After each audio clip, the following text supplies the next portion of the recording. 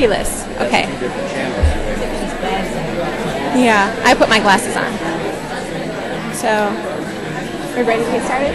Okay. Hello?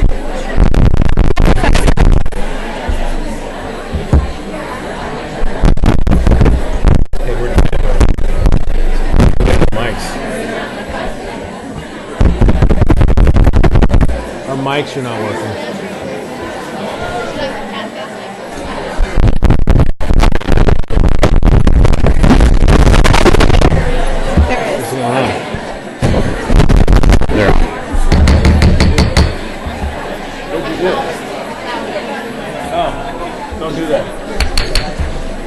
Did that work? Okay. Good evening. Well, we're going to call our meeting to order.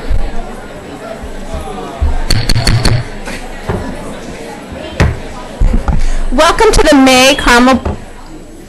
Okay, we're ready to go. Okay. Welcome to the May Carmel Clay School Board meeting.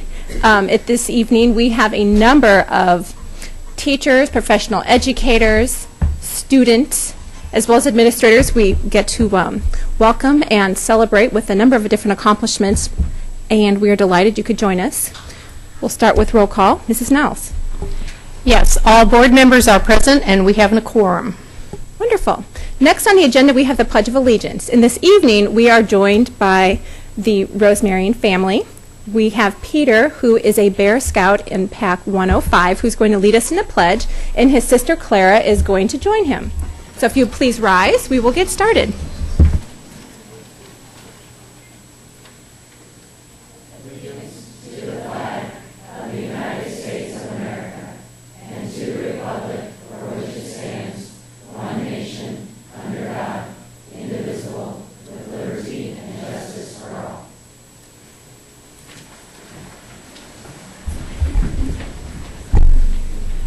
Next on our agenda, we have a number of special presentations, which will be led by, as she peers around, Dr. Dudley. Good evening. Tonight it's my honor to honor our Young Artist Awards, and you can see the work of our fabulous artists behind me. And what we do is we switch our awards out every 6 months, and so this work was just recently put up by our young artists, and it will be in our boardroom for the next 6 months. So we're very excited that we can honor our artists this evening. Before we honor our individual artists, if you are an art teacher, if you could please stand and be recognized.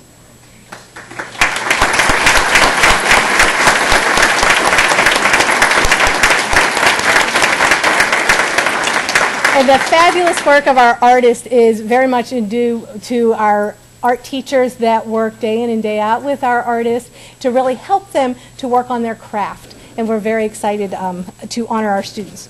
So when I call your name, if you could come up and shake Dr. Wall's hand, and then if you'd stand in front, and when we finish with everybody, you'll have the opportunity to shake the board's hands. So first, Adeline Scranton, a 3rd grade student at Carmel Elementary.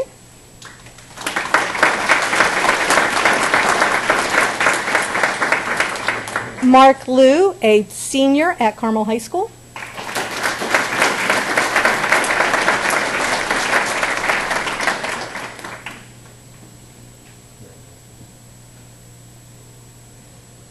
Sai Pothareddy, an 8th grade student at Carmel Middle School.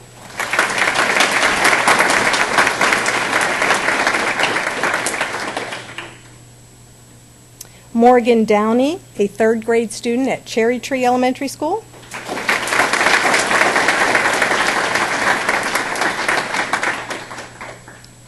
Natalie Wells, a 7th grade student at Clay Middle School.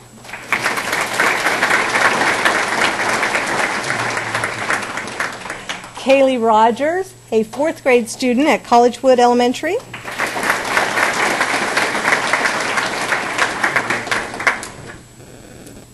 Ramita Kamora, an 8th grade student at Creekside Middle School.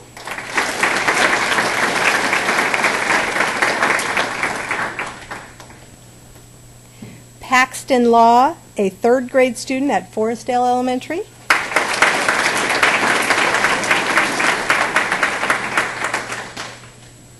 Clara Rosemarin, a 5th grade student at Mohawk Trails.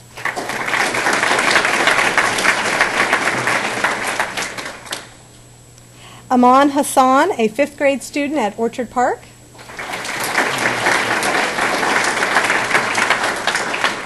Xander Dora, a 1st grade student at Prairie Trace Elementary.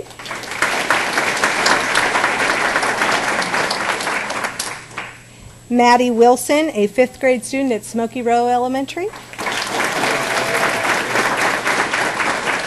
Anna Frey, a 5th grade student at Town Meadow Elementary.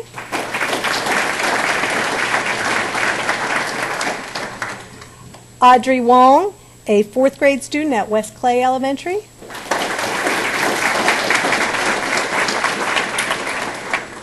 And Marley Fowler, a 3rd grade student at Woodbrook Elementary.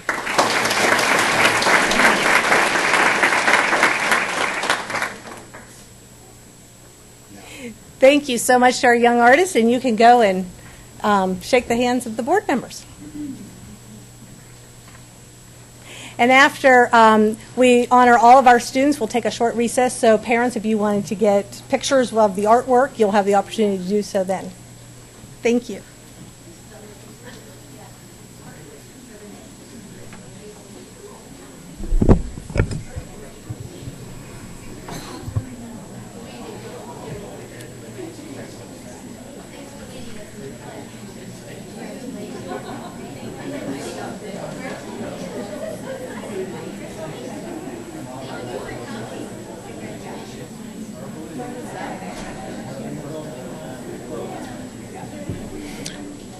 Okay, I'd like to invite Mrs. Lila J., Principal Carmel Middle School, and Miss Ann Byer to the podium to recognize our National Math Counts competition winners.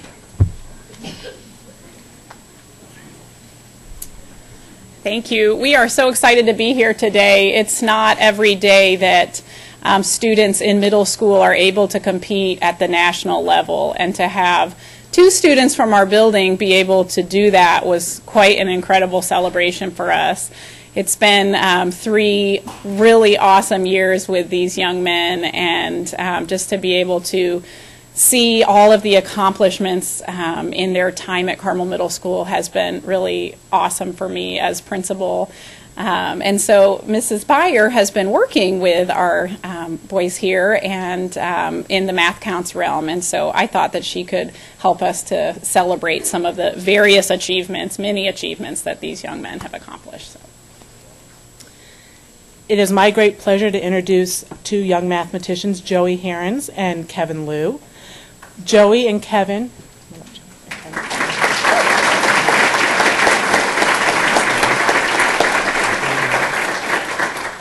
Joey and Kevin competed in the National Math Counts competition on May 8th in Boston as part of Team Indiana.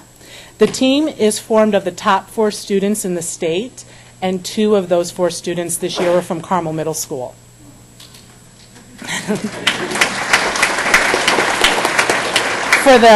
There's 2 elements of the competition. There's a written portion and then another portion to the test. The written portion determines the team winner, and for the first time since 1997, Team Indiana won the competition. What?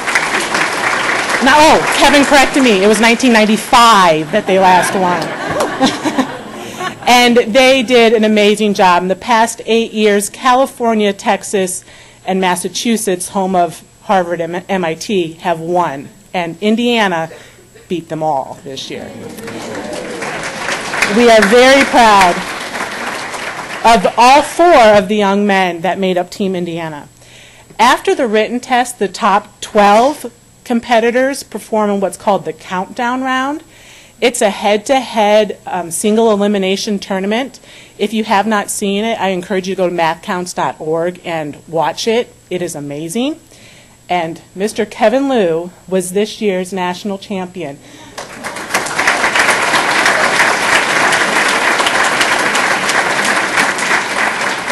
The winner of that portion wins the whole competition, and that was Kevin. And he makes us very proud, not only at the competition, but a couple days later when he was on live with Michael and Kelly. He did an amazing job, and we are so proud of him. And we look forward to all the wonderful things that he's going to accomplish as he goes off to Carmel High School.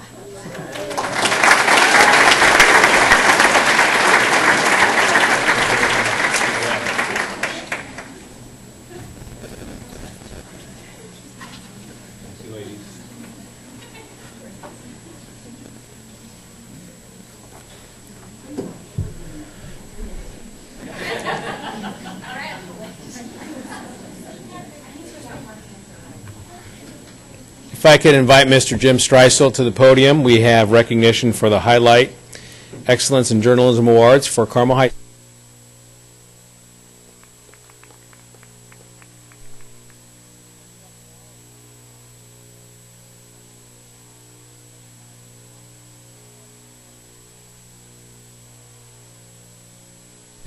Oh, thank you. In an unusual year, the Highlight has earned every state and national award available to it this year, and so I will go through a rundown of all those accomplishments. In October, the Highlight earned an IHSPA Hoosier Star for the 6th year in a row. It's the 10th time they've won that state award since 2002. In November, at our national convention in Washington, D.C., the Highlight print publication earned a pacemaker from the NSPA, often called the Pulitzer Prize of Scholastic Journalism. That is the second pacemaker in the last 3 years for the Highlight. In January, the Highlight earned a George H. Gallup Award for the 4th year in a row from the Quill and Scroll Society. In March, the Highlight earned a CSPA Gold Crown, its 4th Gold Crown in a row, and its 7th Gold Crown since 2005. And in April, the NSPA had its convention in Denver, Colorado, and the Highlight Online website earned a pacemaker for the 6th time since 2002. In addition, at both of those conventions in November, the website earned a first place best of show at our convention in Washington, D.C., and the web publication earned first place best of show at the national convention in Denver. It is my privilege tonight to recognize the management team from this year's Highlight staff to take this recognition on behalf of the 85 staff members at Carmel High School. First, we'll start with our managing editors, Madison Edzema, who will be going to Indiana University this fall.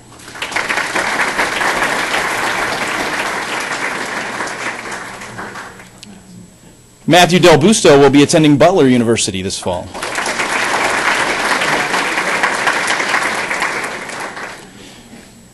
Krishan Fernando will be attending Purdue University in the fall.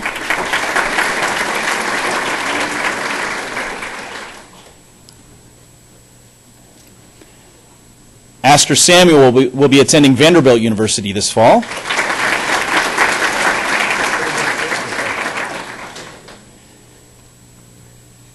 And this year's editor-in-chief, Helena Ma, will be attending MIT in the fall.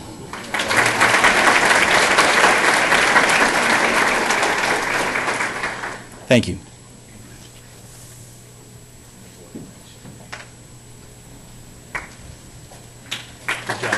Thank you.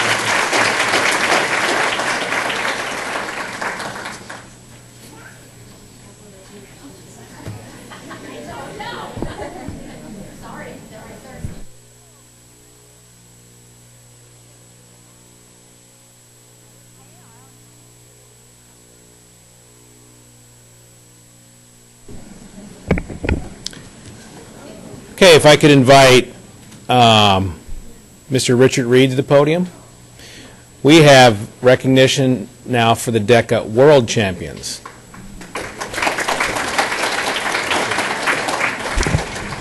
I want to start just by introducing our chapter president, Mark Matsuki. And as we read through some of these awards tonight, I think it's important to emphasize, you know, all of this began in the fall with Mark's leadership this year and really casting a vision for the team and really inspiring those around him to do their best and to be champions this year. And he led us to a first state championship in 8 years, and we had 106 students qualify for international competition, which it's usually been 18 to 25. So it was an outstanding year, great leadership by Mark, and just wanted to recognize that to start. Why don't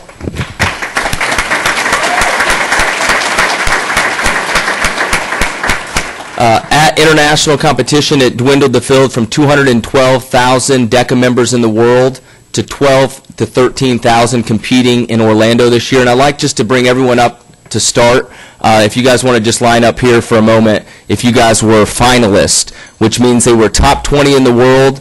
We have several top 10, and I'll just kind of call them up as they get up here because there's several of them. We had 29 students get top 20 and be a finalist, and we had 19 finish in the top 10.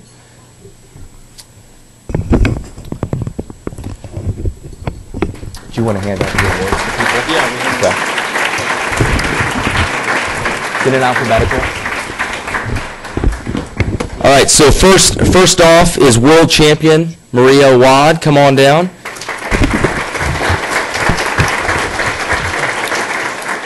She helped raise money for Ronald McDonald House. Dylan Barrett was a finalist for us.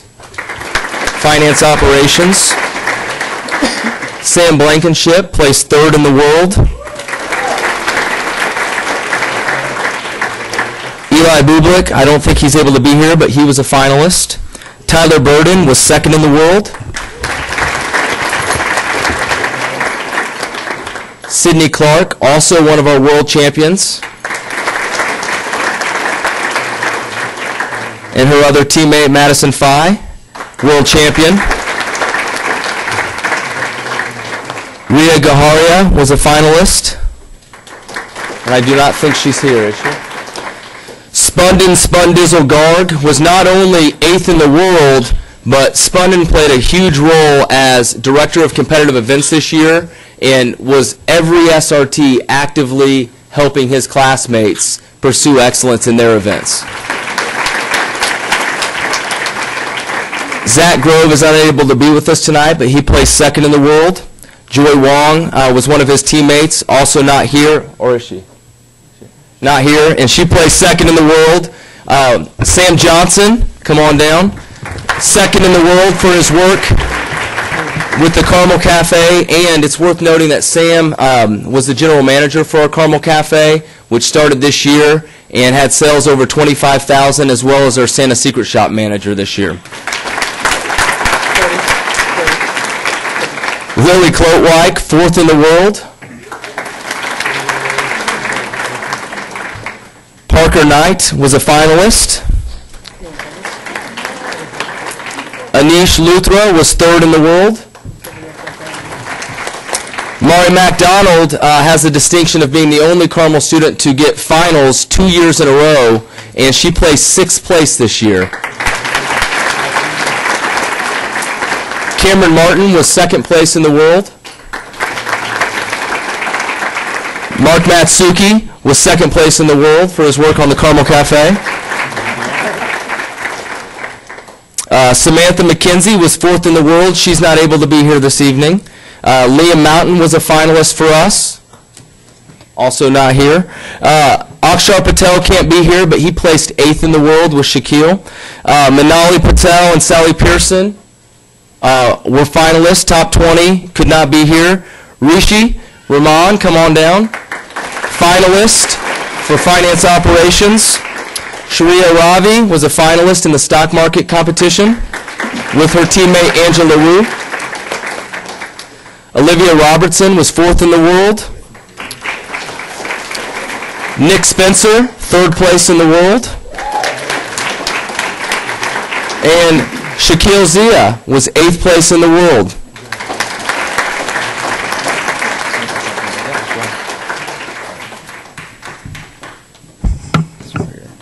So to the members of the board, the faculty, and everybody that's taken the time to be here with us and to make what we do possible, thank you. But I'd like to recognize somebody in particular who has been helping us through this entire process, and his name is Chard Reed.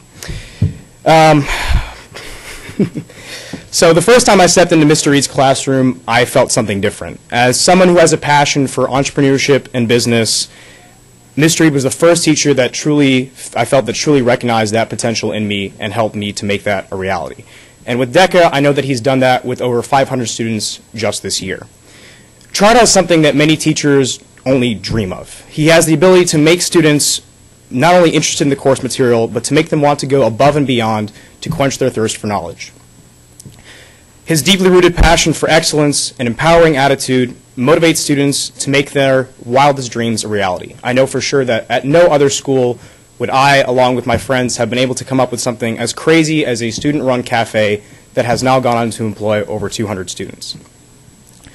So while the success of our organization can be attributed to the hard work of the individuals who make this amazing club what it is, I want to thank Mr. Reed specifically for making this whole thing possible and for tirelessly working to continuously make my dreams and the dreams of my peers a reality.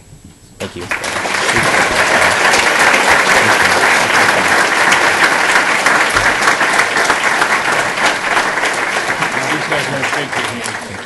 Let's recoil you back this way. Then you can all shake the board members' hands. Very good.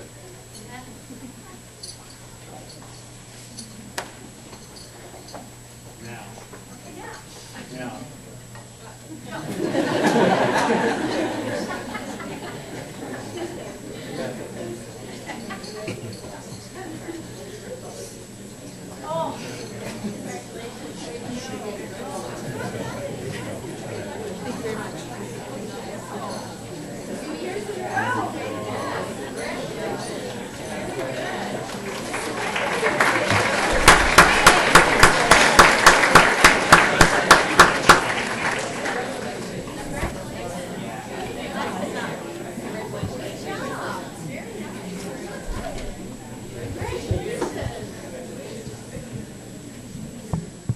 Sticking with the world champions, I'd like to invite Mr. Andy Cook to the podium to introduce and recognize the Winter Guard World Champions from Carmel High School.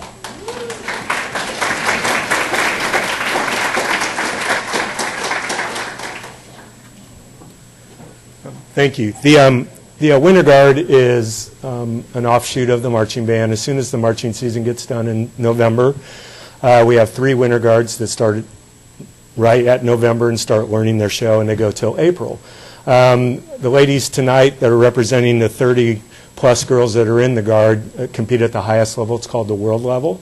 And they start in November, and they culminate in Dayton with over 400 groups from all over the country and the world, and they vie for the championship. This is now our 3rd World Championship in 5 years, so these girls have been a part of 2 of the 4. It's our 6th straight state championships. They've been a part of 4 of those in a row. And it's tireless work, and if you're ever at the high school, you probably see them because they're there probably more than about anybody. So tonight we're going to have the senior ladies represent the girls. If they'll come up, I will recognize all of them. The first one is McKenna Cook, who is my daughter, and she cannot be here. She auditioned for the Carolina Crown Drum Bugle Corps, and she made it. So they start competing in about 3 weeks, and they travel over the country and from about 30 states. So she is getting ready to compete in the summertime with the Carolina Crown. So McKenna Cook. Next would be Lucy Cottrell.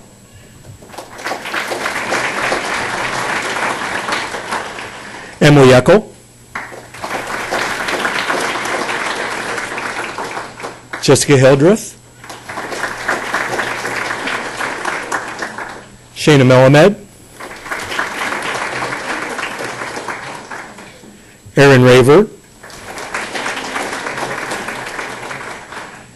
Emily Timmons.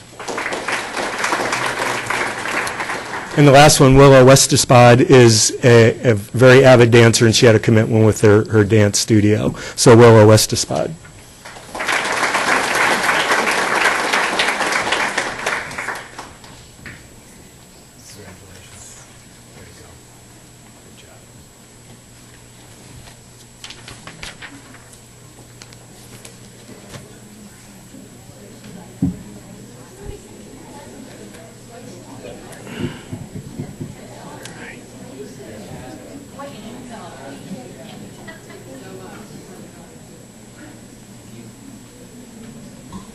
Okay, I'd like to invite Barb Danquist and Stephanie McDonald to the podium to recognize the Carmel Education Foundation Spring Grant winners from our faculty and staff. Come on up, ladies.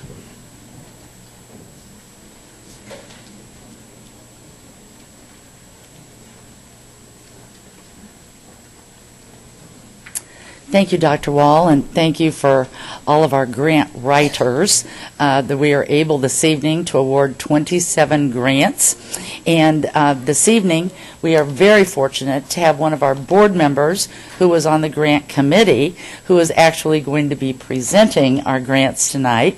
This is Mrs. Kara Kapke, and so we'll turn the program over to her, and we will get to award these wonderful grants to these teachers this evening. I am so honored to be here. Going through these grant applications was truly inspiring. These teachers and educators have put together a package of grants that are about what Carmel is so renowned for with its education. They're inspiring, they're visionary, they're innovative, and I'm truly honored to represent the Carmel Education Foundation in awarding these grants.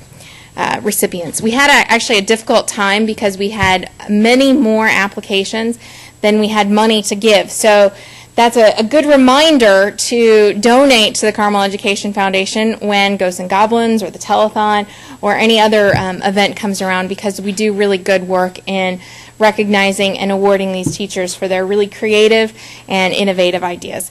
We're going to start off with a district-wide grant for mobile maker spaces. This was led by Ann Arroyo. Also participating are Terry Ramos, Carly Worthman, Leslie Karpiuk, Mindy Bland, and Jill Wolfgang.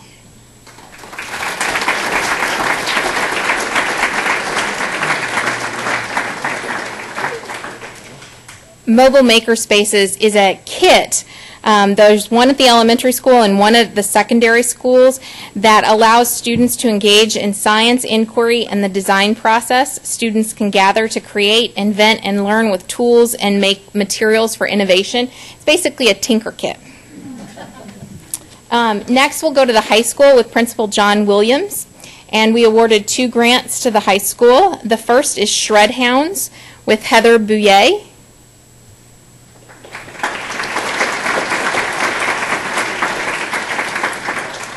This is a wonderful paper shredding activity for CHS life skills students with cognitive disabilities. And then we also have a math award at the high school for 4-function calculators. This was submitted by Dawn Lawmar. And also participating are math teachers Paige Weir, Joe Steele, Wendy Gerdadot, Christina Paul, Dan Purden, Tracy Flaherty, Mickey Otzelt, and Linda Jones.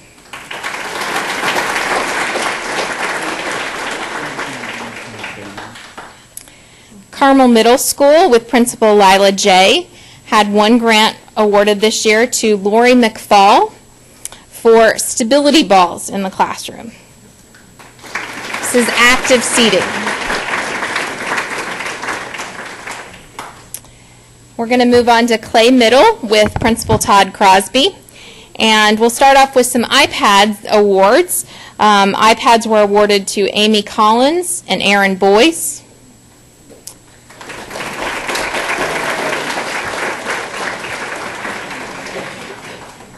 Jackie Dorman, Sarah Hodson, and Layla Neese.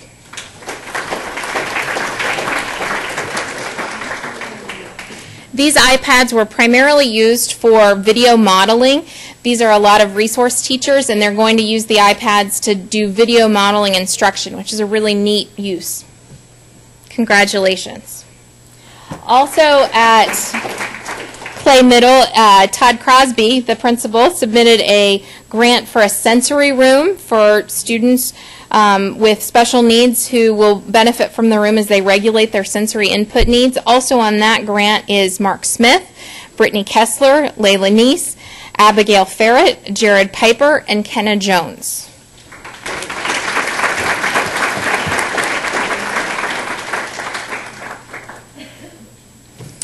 We also awarded a grant for a sensory room at Prairie Trace with Principal Jill Shipp, and that grant was awarded to Cheryl Beard and Lori Gordon.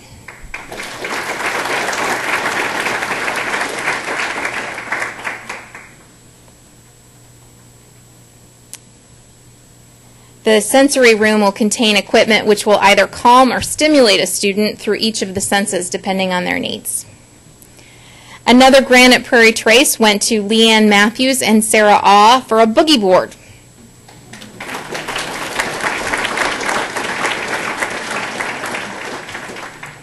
The boogie board is an e-rider that's a paperless electronic alternative to dry erase boards, which the gifted and talented classes will use daily in the classroom for student collaboration, small group instruction, and individual learning. We also awarded an iPad to Christine Crippen, a resource teacher at Prairie Trace.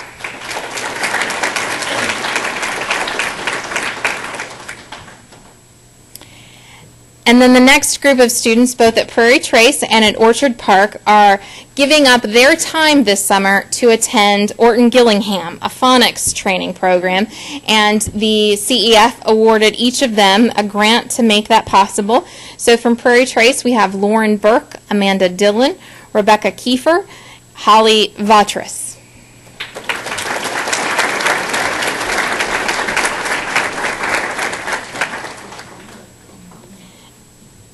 And also for Orton Gillingham attendance from Orchard Park, we have Roxanne Roseman, Ann Schullenberg, Callie Owens, Emily Fisher, Katie Beek, Elizabeth Young, and Jen Conley.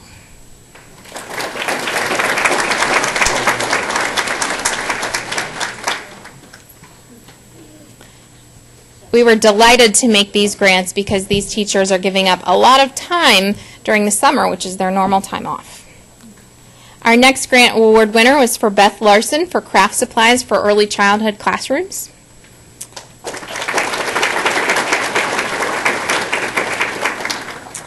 We also made 2 Matthew C. awards. The first one was to Orchard Park for Jennifer Adams.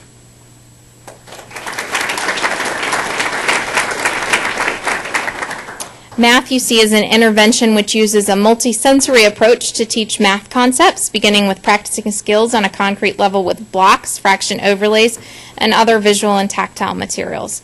Math, you see, was also a grant award to Carmel Elementary School with Principal Megan Klingensmith and teachers Rebecca Nicholas, Katie Biltemeyer, and Kim Harrell.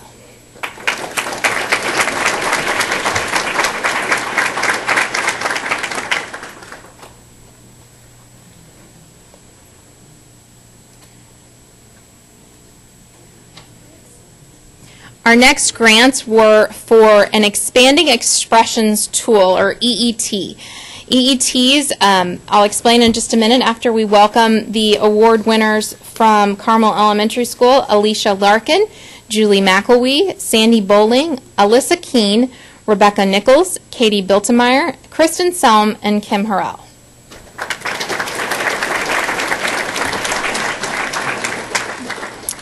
The EET is a multisensory strategy that teaches students how to sort details and expand upon their ideas in oral and written form.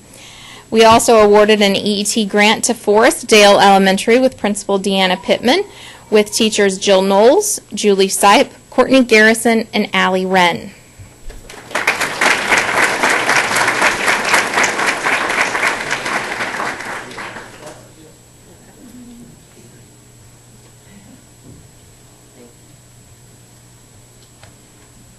Forest Dale also received a grant for a program called Book and Bags, submitted by Elizabeth Lyons, and other teachers participating are Shelby Bowling, Amy Gebhardt, Amy Morrison, Amy Payne, Sarah Allwine, Alexa Silvius, Janine Daggett, and Jennifer Knox.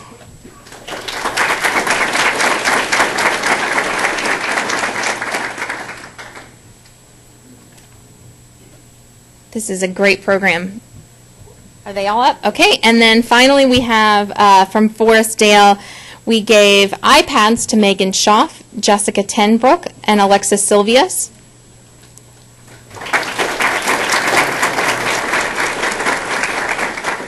They're planning on using these for leveled literacy intervention and a balanced assessment system to enhance instructional practices in kindergarten and first grade and in Title I reading intervention groups. Woodbrook Elementary with Principal Kelly Davis also got an iPad award to Jamie Marciano.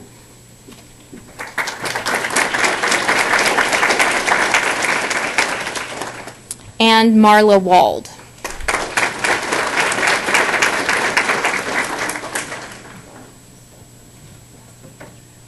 And the final grant to present tonight is to Smoky Row Elementary for 2-ray radios. This was a grant submitted by Amy Sotkowski and Kim Barrett.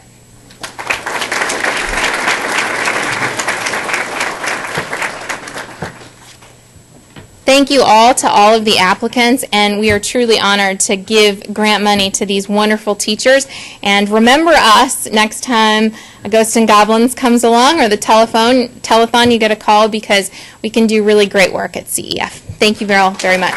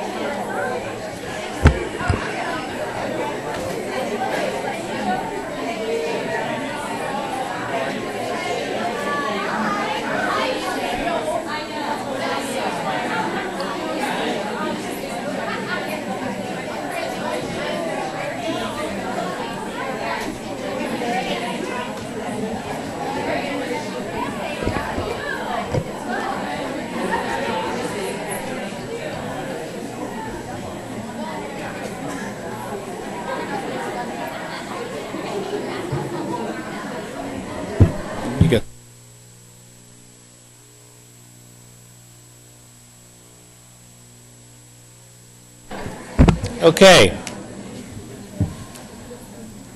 Moving on with excellence in education at Carmel Clay Schools, I invite Mr. Ryan Newman to the podium, Director of Human Resources. Ryan will introduce and announce and talk about our Carmel Clay Support Staff Member of the Year. Ryan? Thank you, Dr. Wall. Gives me great pleasure this evening to introduce the third annual Carmel Clay Schools Support Staff of the Year. This award, I think, is very, very important to our district, obviously to the individual, to recognize the accomplishments of those individuals who make our district work as well as it does, who may not be teachers. Certainly teachers play a tremendous role in our district, but there are many, many other folks who might be custodians, bus drivers, food service employees, all kinds of other positions who are just integral to our success in this district. And so this year we have an honor to bestow upon Laura Malpagano. So Laura, if you could come forward.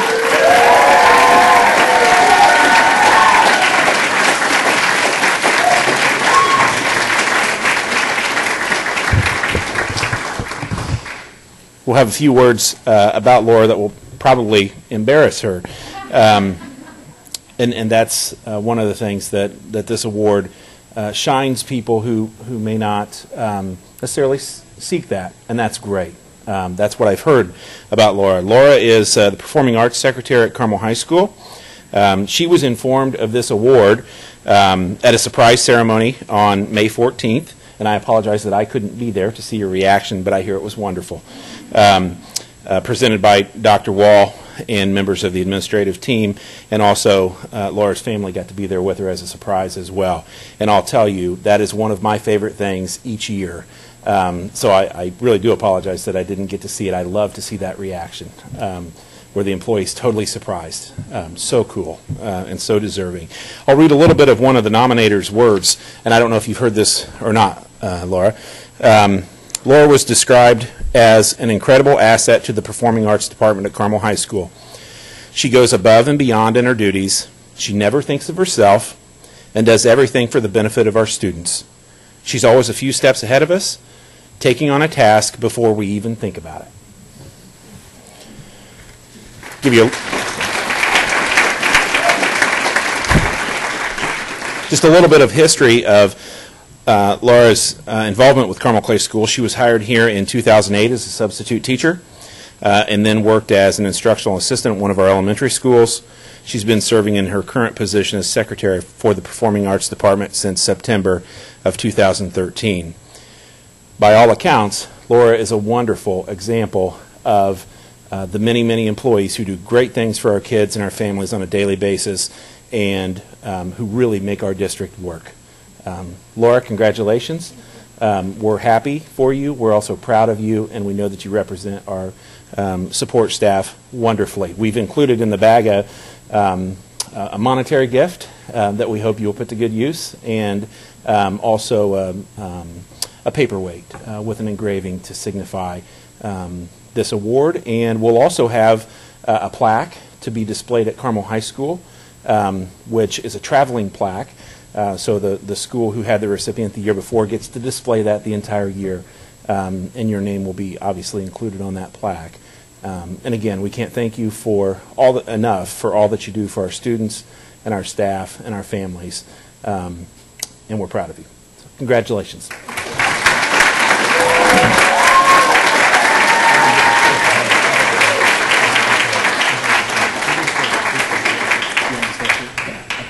Similar information. Let me grab it.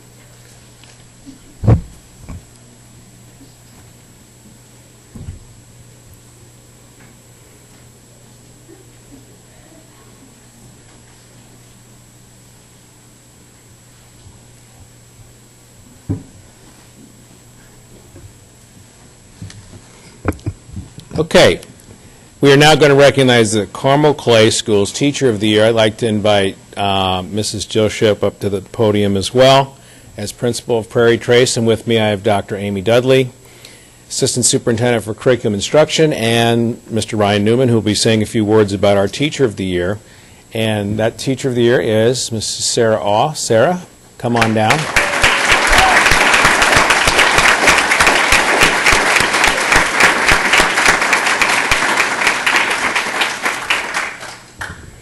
I'd also like to invite to the podium Mrs. Susan Backer, and she brought with her her son and daughter, and I'd also like to invite Mrs. Barb Danquist and Mrs. Stephanie McDonald. There's going to be numerous presentations to our Teacher of the Year,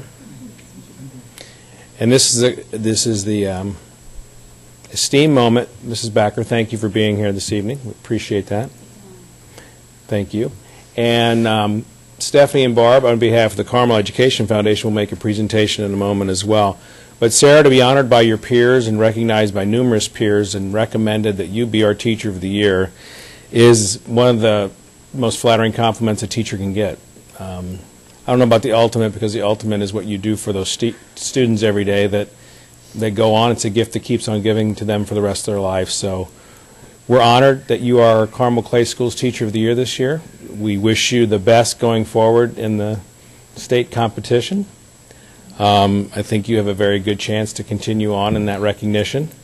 We also have with us your husband and children.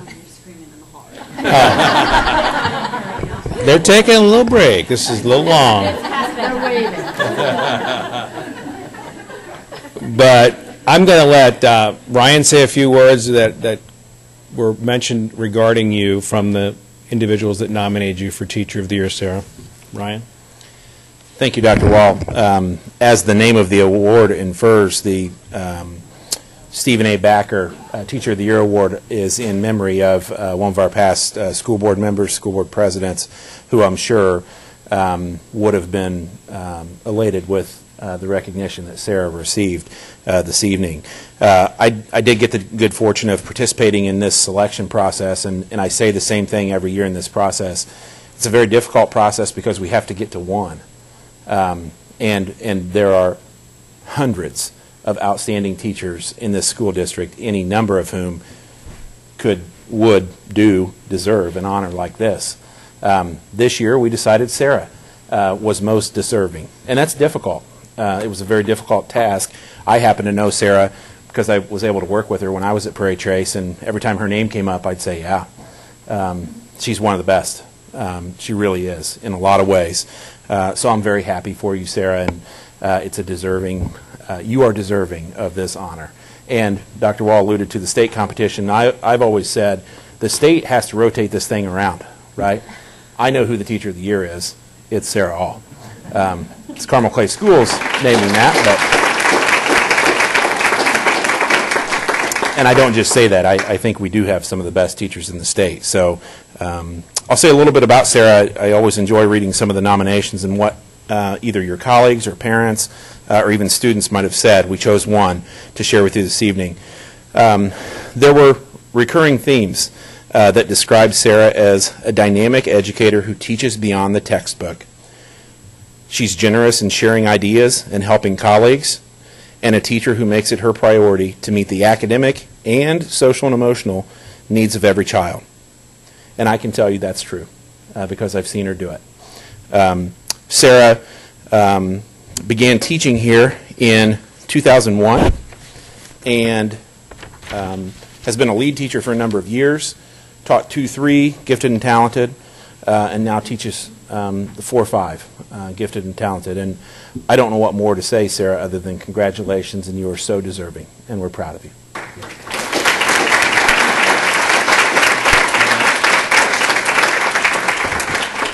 I'd like to invite Dr. Amy Dudley to the podium for a presentation as well. Amy? Sarah, congratulations.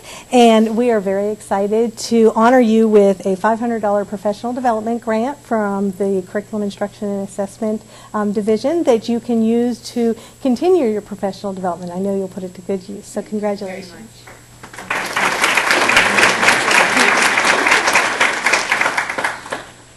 Okay, and from the foundation, I'd like to bring forward Barb and Stephanie. And Mrs. Becker, would you like to join the podium with them and your children? This is the award. We are so honored in the Education Foundation to house the Stephen Becker Teacher of the Year Award. So, Mrs. Becker, if you would, there's a certificate. There's also a check for Sarah for $500 that you can take your family out to eat and have a wonderful time. Her husband is back there now. Who knows where the kids are, but she has 1-year-old twins and a 5-year-old little girl. So not only is she an outstanding teacher, she is a super busy mom as well. So Mrs. Becker, if you'd like to present Sarah with her certificate and her check. And the Becker children, we're glad they could be here with us this evening as well. And we also invite Sarah to be participate with the Education Foundation in our Carmel Education Foundation Parade entry for Carmel Fest. So come and see Sarah in the parade with her sash and her little sign. And what? Oh yes, throwing candy and encouraging you to come to Ghosts and Goblins. Oh yes, she has a traveling plaque that also will go along with Sarah as well, not only for the support staff, but also for the Teacher of the Year. Congratulations, Sarah.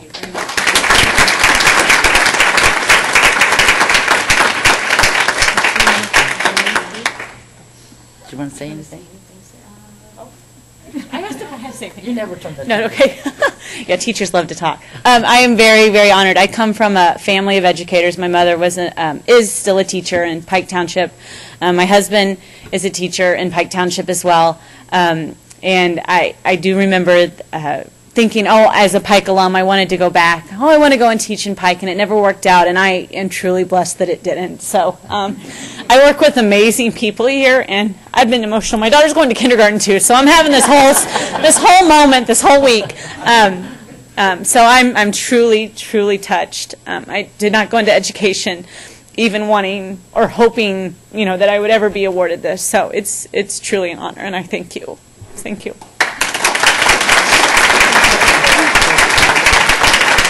Let's say hi to the board. The board members would love to see you.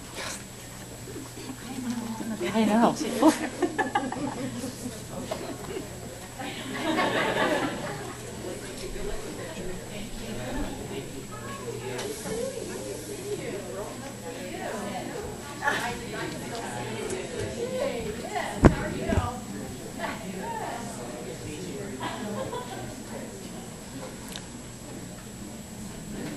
Moving on to the agenda, we have a district update, Spotlight on Excellence. Mr. Suhan, would you come forward and introduce the CHS Orchestra representatives and the trip that you guys recently took?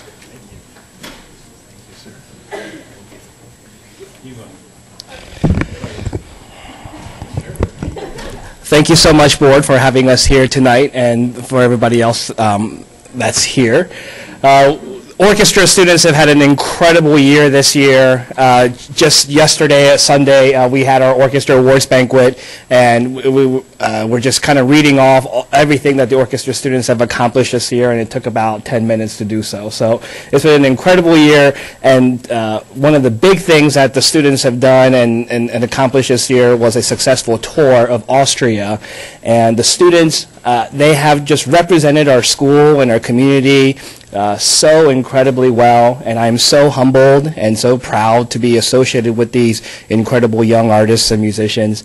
I'm actually going to stop talking because we have two students who are going to share some of their experiences and what they've done in Austria. The students that are here tonight represent section leaders of the various sections of our 100-piece orchestra, and so most of them are juniors and seniors, but they are a great representation of our outstanding symphony orchestra at the high school.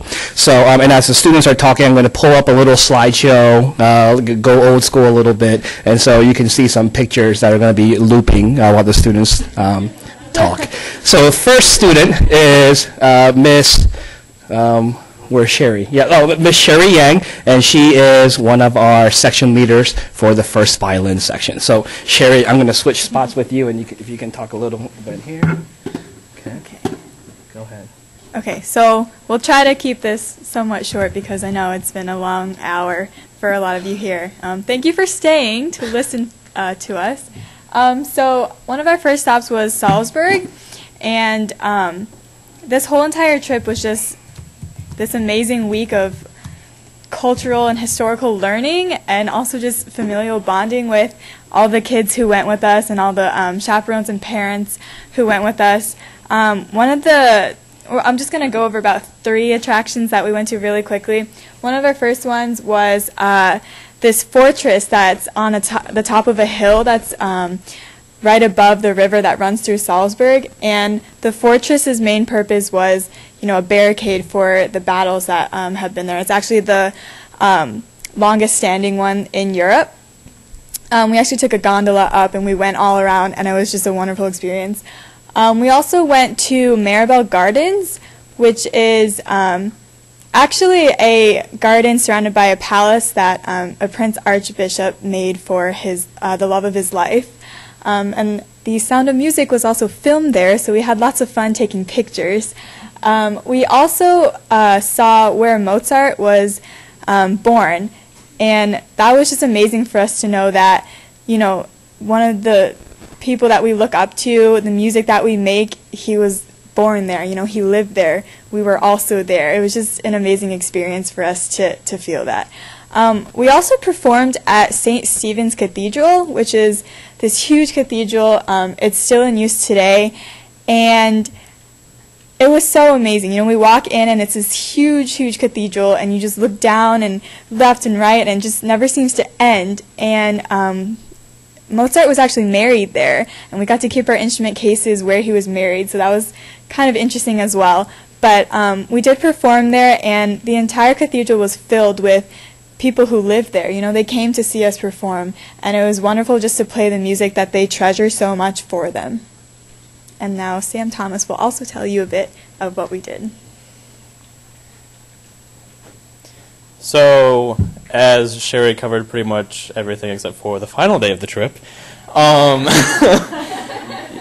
We performed on Wednesday at the Esterhazy Palace, and the Esterhazy Palace is pretty much just a palace owned by the Esterhazy family back in the 1700s, I believe, and a very famous composer was employed by them for a very long time, Joseph Haydn, and we were fortunate enough to play in Haydn Hall. However, we were not fortunate enough to be able to see the rest of Esterhazy. But I mean, many pieces were premiered in Haydn Hall, and including the Haydn Cello Concerto, which if you don't know it, you should all go home and look it up because it's wonderful. And then we also had the fortune of meeting another orchestra that is from Georgia, Walton High School. We did a joint concert. They played, so we played some very sacred music because we had to play in St. Stephen's Cathedral, and they kind of just showed us up a little bit because they were not performing there, so they got to play more exciting music for the most part. And that's pretty much the last day of our concert. We had some great meals while we were over there, had a great time touring all these places, and it was a lot of fun.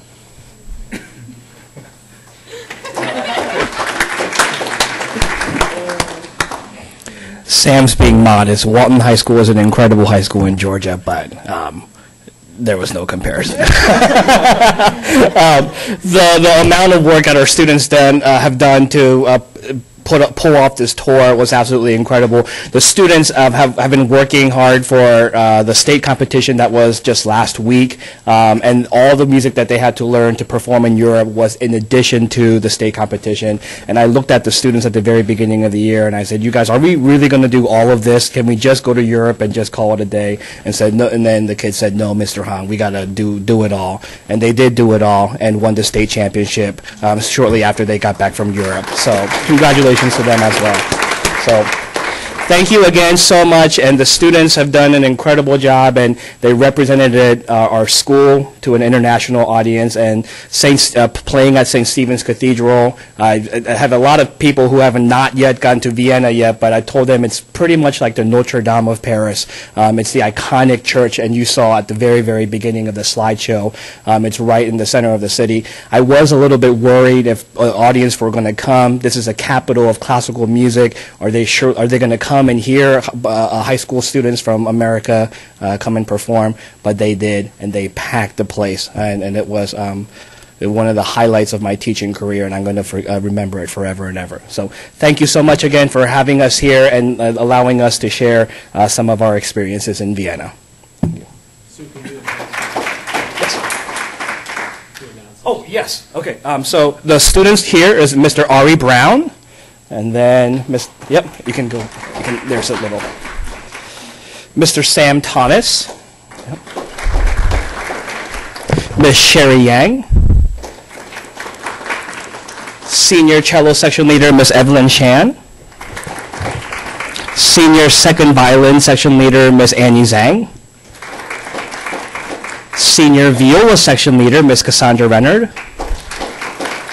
Senior second violin leader, Miss Janine Tang.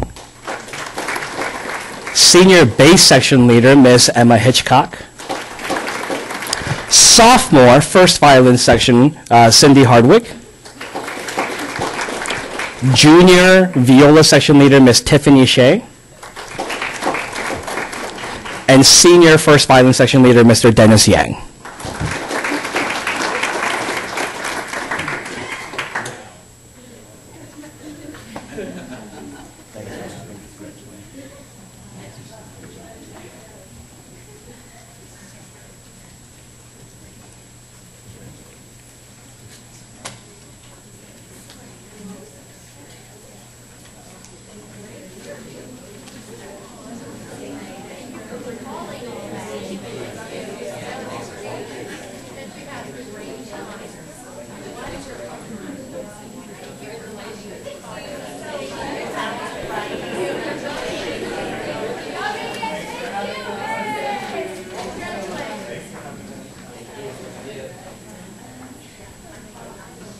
Second break.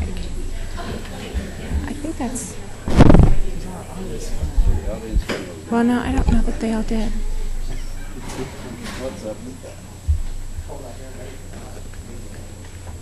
Well, yes, we will take a quick break, and allow an opportunity for people who want to head out to study for finals, for exams, or pictures of their artwork with teachers. By all means, take a few minutes.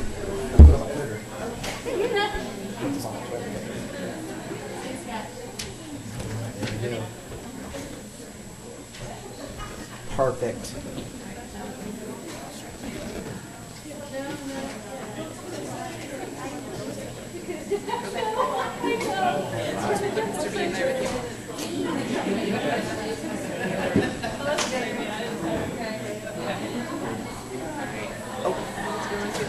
Okay.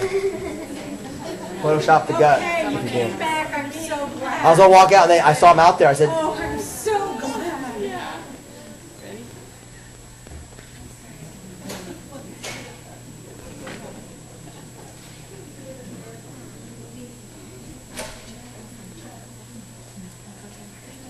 "Do you care if I tweet?" I already got my tweet started. All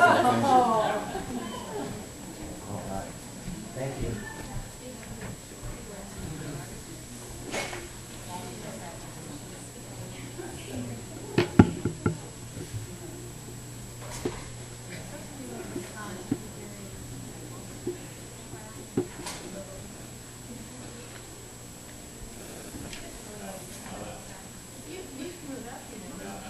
The front there. The front row's open.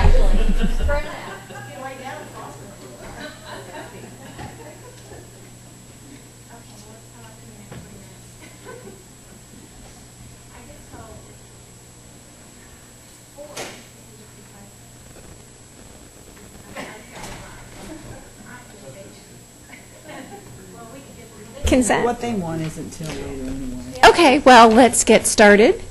Seeing that there is nobody wishing to speak to the board, we're going to go straight to consent. May I get a motion to approve consent? So moved. Second? Second. All in favor? Aye. Next, adoption of materials into action. Dr. Dudley. Thank you. This evening, I bring before you recommended materials for our 6th grade honors English language arts, our business education courses, family consumer science, high school social studies, middle school social studies, and world language for adoption, for the use of these materials through the 2015 through 2021 school years.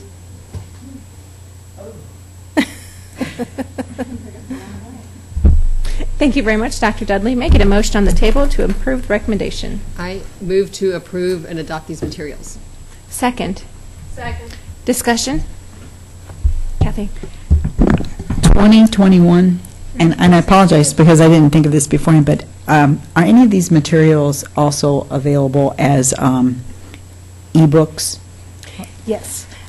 Some of the materials, for example, the social studies, some of the world language, they're also available in e-format. And some of the newer e-books are more than just a flat PDF, but some of them are interactive. So yes. Thank you. But on that note, since we do have a 6-year time span, how does it work if, after 2 or 3 years, some of these publishers that we've already adopted have to develop other more technology-friendly materials? Do you just bring that back to us as a recommendation in the interim, or could you speak to that? Well, it depends on the publisher. In some cases, the publishers have been very generous in where they've developed some newer materials, and because we did have an adoption with them for the 6 years, that they would provide us with those materials. For example, with our everyday math adoption several years ago, they came out after we adopted with a new whole e-suite, and they provided that with us, and that's part of the adoption. So it really depends on the publisher. Great, thank you very much. Other questions or concerns? Great, all in favor of supporting the adoption materials as listed, signify by saying aye. Aye. Thank you. Next, we have Mr. McMichael for bid awards. Thank you. This is a bid award for various finish replacements and replacement of the fire alarm system at Carmel High School. There's three different contractors being awarded bids.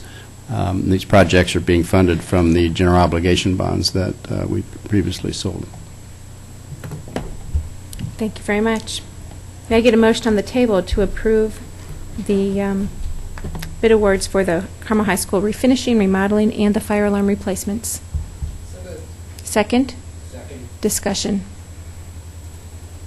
Great. All in favor signify by saying aye. Aye. Thank you. Next, we have the high school terrazzo flooring.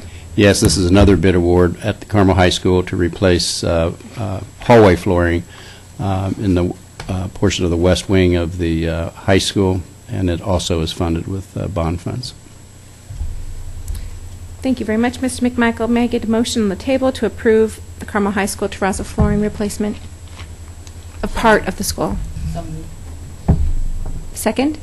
Second. Discussion. All in favor? Aye. Next, Dr. Mr. McMichael. Thank you. The next recommendation is to increase lunch prices by 5 cents for the 15-16 school year.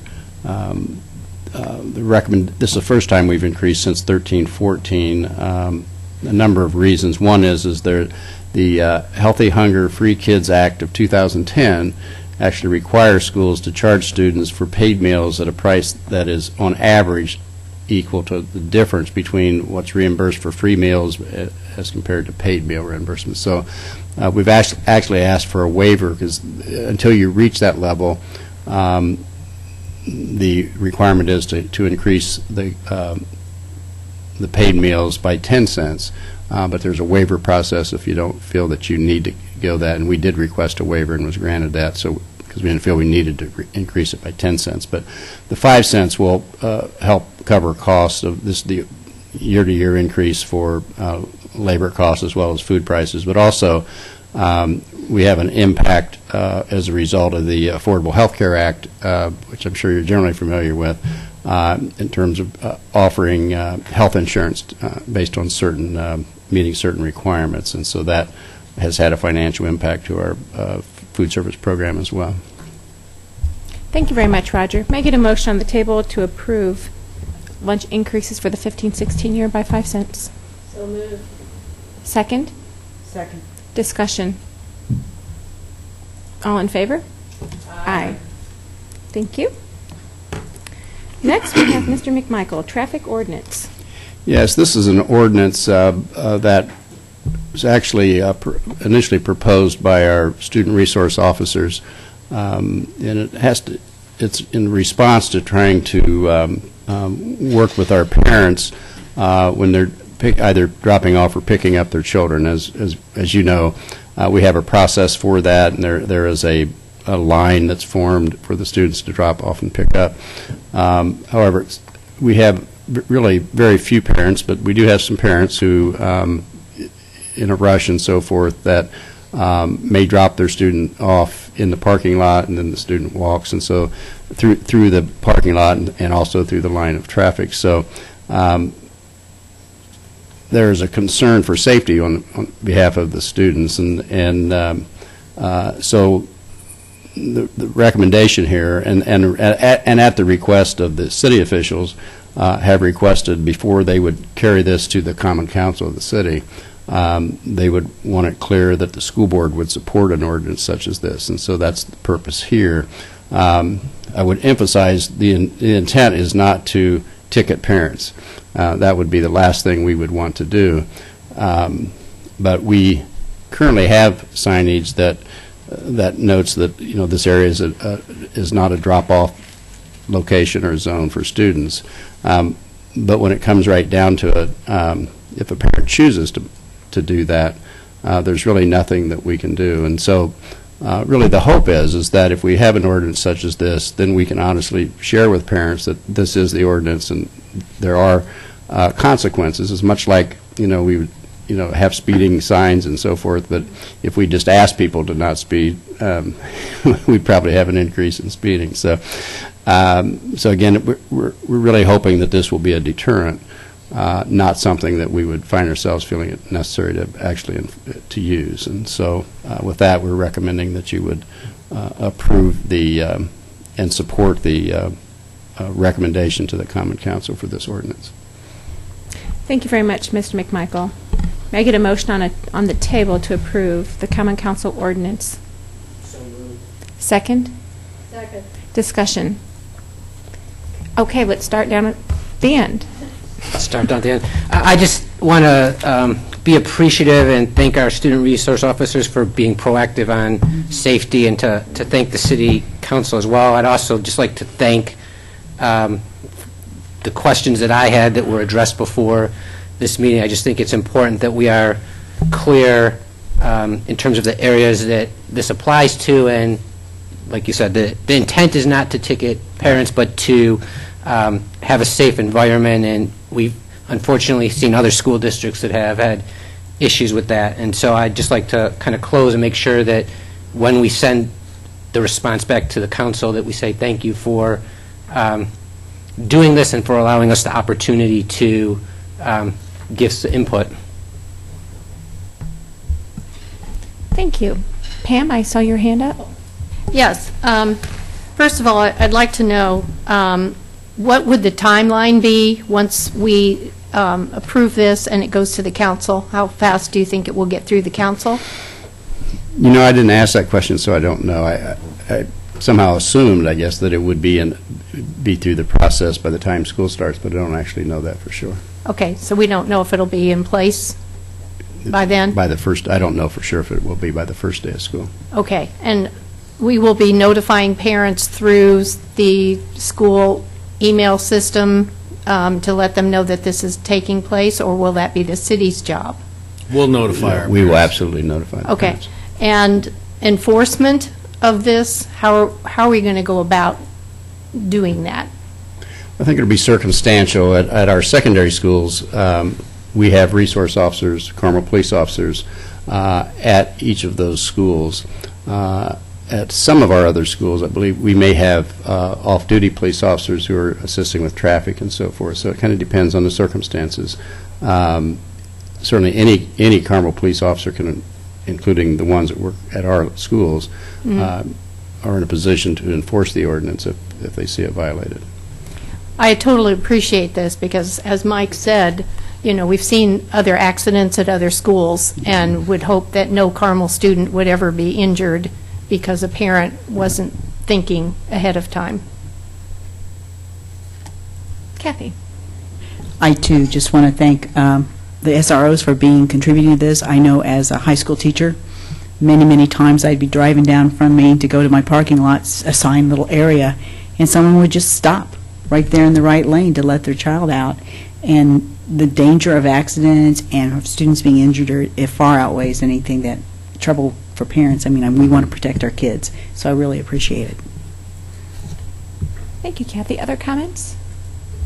Well, I just want to speak to the board. You had asked questions about communication, and I do know, with having students at Carmel Middle School, that Officer Sheff has frequently sent out emails through School Messenger directly to all the parents to encourage the process and the flow of traffic, and to remind us, especially, I mean, 3 weeks ago we received another little update just to say, FYI, be careful, be mindful, these are the directions. And I found that very useful, and it's just a nice, kind reminder. So I feel comfortable that it will be communicated well, and I thank you for that. Thank you. Any other questions or comments? Great. All in favor of supporting the ordinance signify by saying aye. Aye. Thank you very much. Next on the agenda is second readings. We have a series. Pam, do you want to, as part of the committee? Recommended at our last board meeting were policies for deletion, because these are just repetitive, because they're just a restatement of the law of the Indiana Code.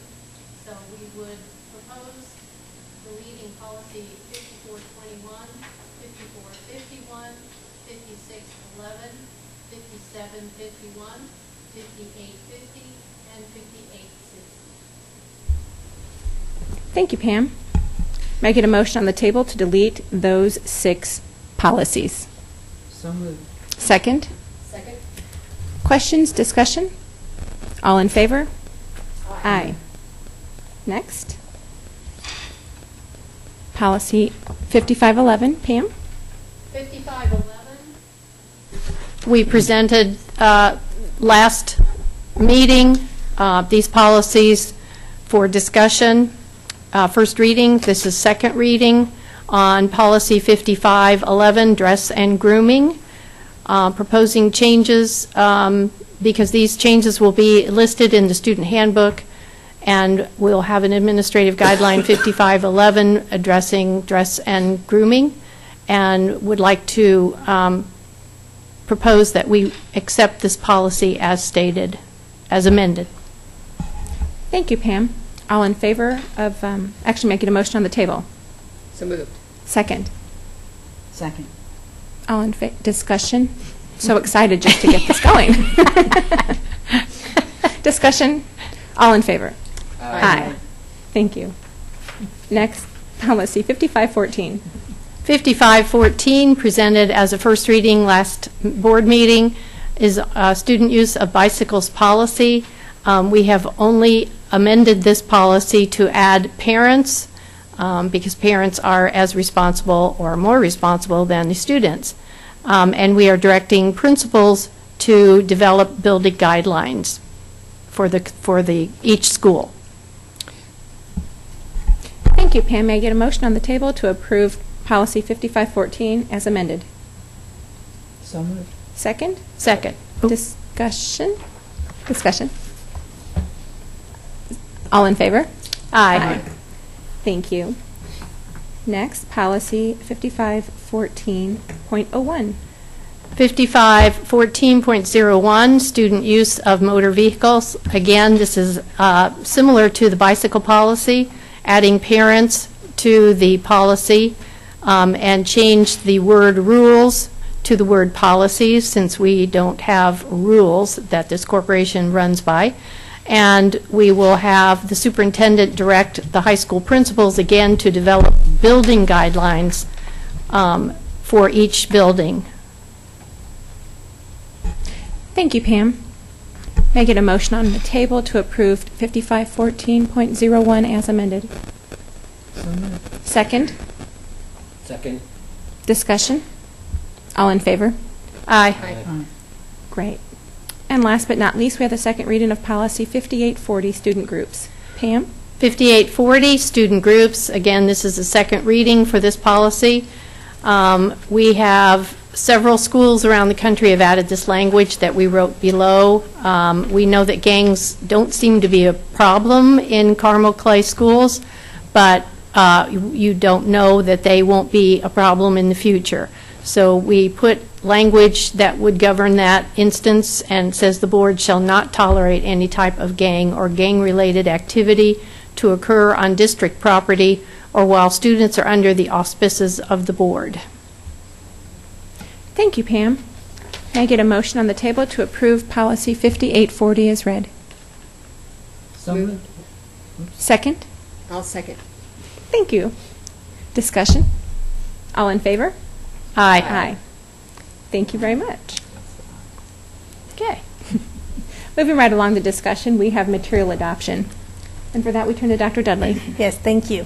This evening, I also bring you some materials from committees that just finished up their work. So I'm bringing this to you for discussion this evening in hopes to bring it back in a few weeks for adoption and approval. But this is our elementary social studies adoption, as well as our 6th grade English language arts adoption. And then we do have a change in an ISBN number for one of our 7th grade books. The book is not changing, it's just the version of the book is changing. And these groups were, these committees worked together. They were made up of teachers, administrators, and parents to review the materials and to look at the materials based on program evaluation, recommendations, best practices, student achievement standards, and curriculum requirements. Thank you, Dr. Dudley. Discussion. Pam? Yes, I have a question. I noticed 4th grade has one book, basically, My World Indiana History, and then it has SALT. Fifth grade has a social studies alive book, but when we get to 4-5 challenge, there's a whole list of books that they're going to be using. Can you tell me the purpose of that, why they're not using the fifth grade book that we're adopting and supplementing it possibly? I know that they do 4 and 5 history, but I don't see in Indiana. Oh yeah, there it is. My World Indiana is in there. Yes, it is. Okay, but just wondering if is that the reason, because they do 4 and 5, or are these books big, little? Yes, as you correctly stated, in our challenge classroom in 4th and 5th grade, they do both 4th and 5th grade, and they do it on an alternating year cycle. And so we have Indiana history that we need to do, but then we also have American history in 5th grade that we need to do. The way their curriculum looks a bit different because it is where they're going back and forth. They look at it all the way through American history, and then they add in the Indiana history pieces as they come to them on the timeline. And so it does look, they use the same materials, but they use them in a little bit of a different way. And then as their curriculum is a bit different, they have some other supplemental materials. So as we're adopting the similar materials, they will be used in a different way, and they'll be purchased in a different way too, because the other pieces, they use them every other year, those materials. And so they also have the history of the U.S. that is a readoption. We're going to do a continued use of that. Those materials, those are materials that we've used the last 6 years, and we're looking at continued use for those materials as well. Does this make their cost more expensive than a 5th grade or a 4th grader? No, it won't be exactly the same, but what we'll try to do is we try to keep them all in alignment. And so it's a different way in how we're purchasing the materials. Like, for example, the 4th grade, looking at regular 4th grade, the Pearson as a consumable book, because that's how it's built. But in our 4-5 GT, since we're only using them every other year, we were looking at doing a class set and have them hardbound. So the way we'll purchase them will look a little bit differently because the way we're using them is different. Kathy, I saw your hand. I just have a question. As I always get these quirky ones, but there's a book called Carmel, Images of America. Is that just for us? Yes, yes. And Pam, you used it, didn't you? Yes. I used it in 3rd grade. Mm-hmm. Yeah. Mm-hmm. I believe that Carmel. Yeah. Very good book. It is a very good book. We taught Carmel history. Other questions? Great. Well, thank you very much, Dr. Dudley. Great. Thank you. And next on the agenda, we have our communications handbook. So I'll turn to Dr. Wall, who will proceed. Thank you. Introduce Jennifer Schwab, our communications liaison.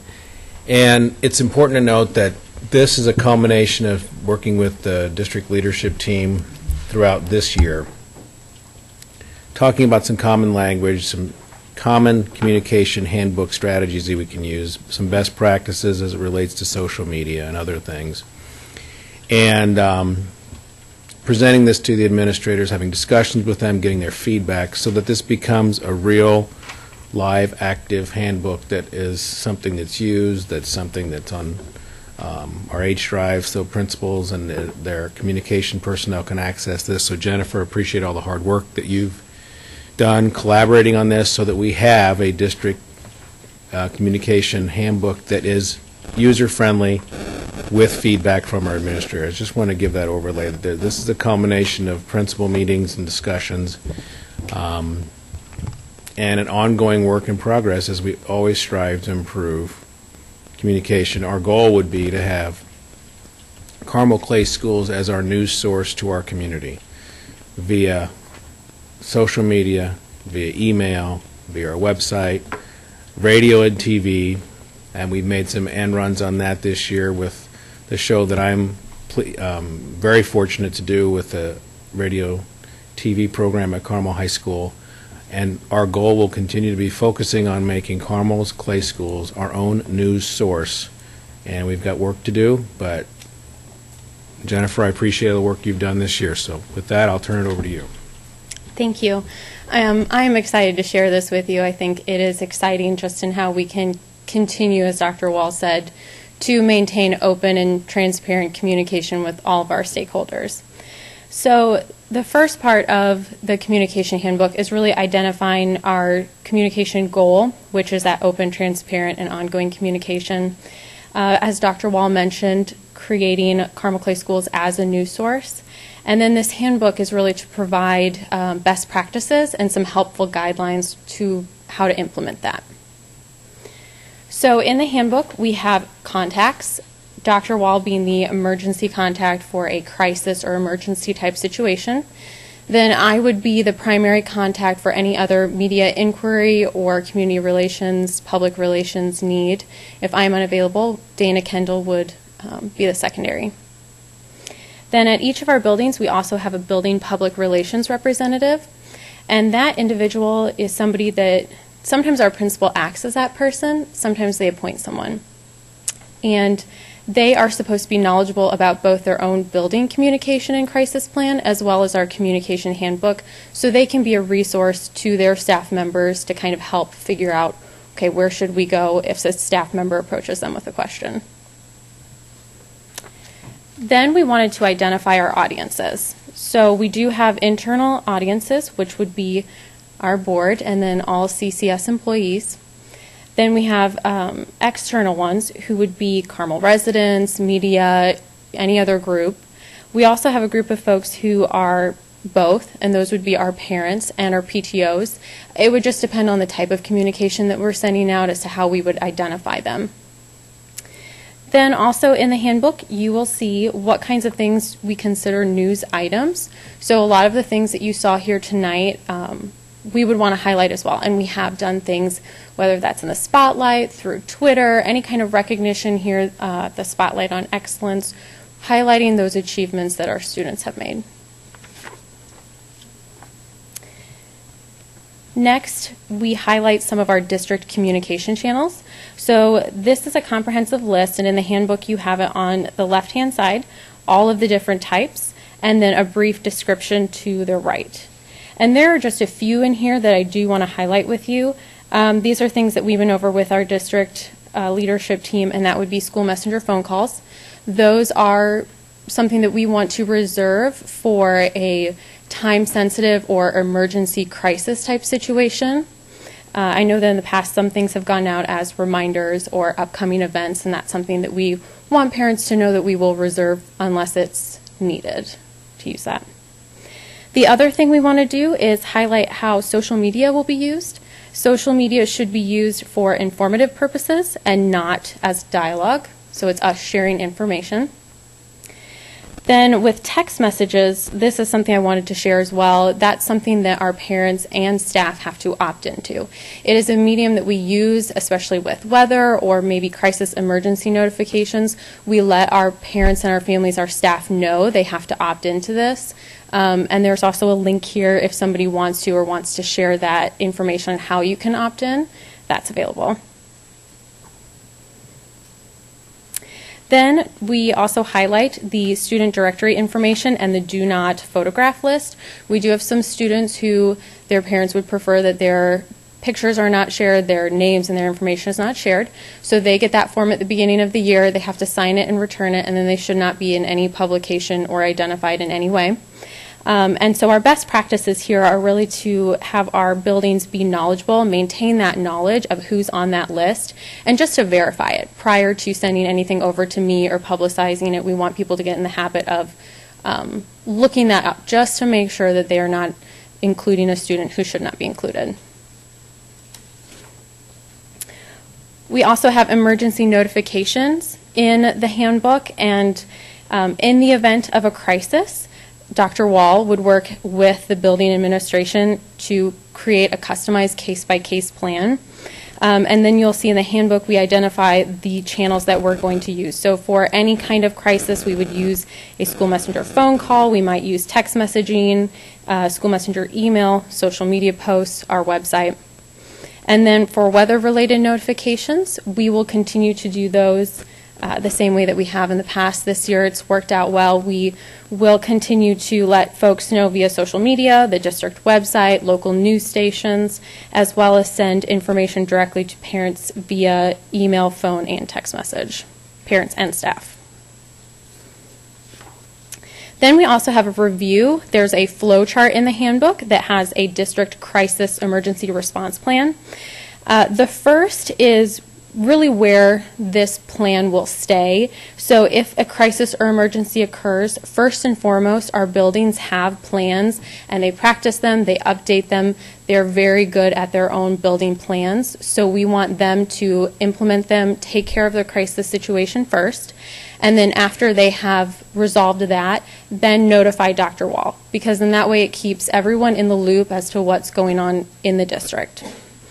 Then if something were to be a little bit bigger, that needs a little bit more attention, it would go down to the second part of that flow chart where Dr. Wall would meet with leadership to determine if we need to have more of a crisis response team. He would assemble that team, we'd create a plan, implement it, and then debrief.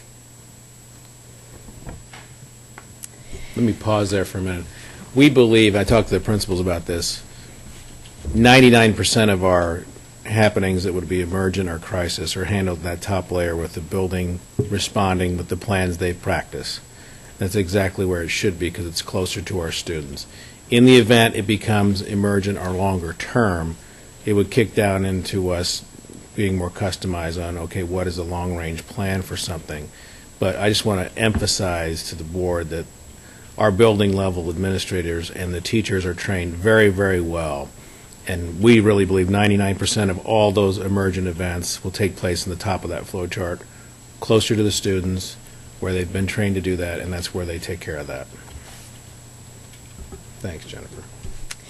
Then moving on, we highlight some media relations guidelines. As we noted at the very first slide, our goal is open and transparent communication. So this is really to benefit both parties. We want to work with media as long as it doesn't disrupt our instruction of students. That is our first, foremost primary goal here is our students' education. So that is our primary focus, and then anything that we can do to support that, whether it is a media relations type event, we're happy to do. So in here there's also some what to do when you're contacted by the media, because there are a lot of times where it's uncertain who could be the best person to talk to for a certain event, and by coming through me, the community relations liaison, I can work to help find the most appropriate person for the media to talk to and just help identify and get that process going so that everyone wins. And there are just steps highlighted in there for our folks to take so that they know who to contact not only in their building but also here at the district level. So then on the next page, there is a flow chart for folks to refer to, and this is for several different things. This is if our building folks want to notify us of a news item, whether they want to make a media request, let's say they have something really awesome going on and they want the media there, or if somebody contacts them from the media and they have a question. So we encourage our folks to do this on the building level to let their public relations building rep know, and then also include their principal. From that point, the principal would contact me, and then we would discuss a game plan, and then we would implement that plan.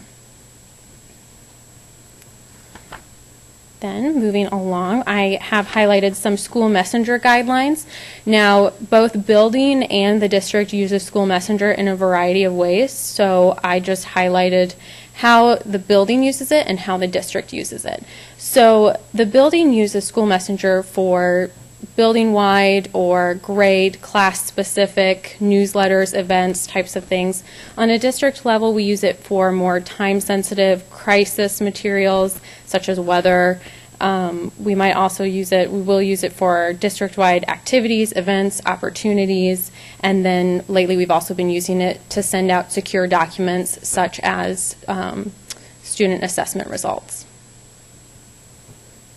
Then I also highlight in there some best practices for our folks when they are conducting or creating school messenger emails, or you can use it for a variety of other things.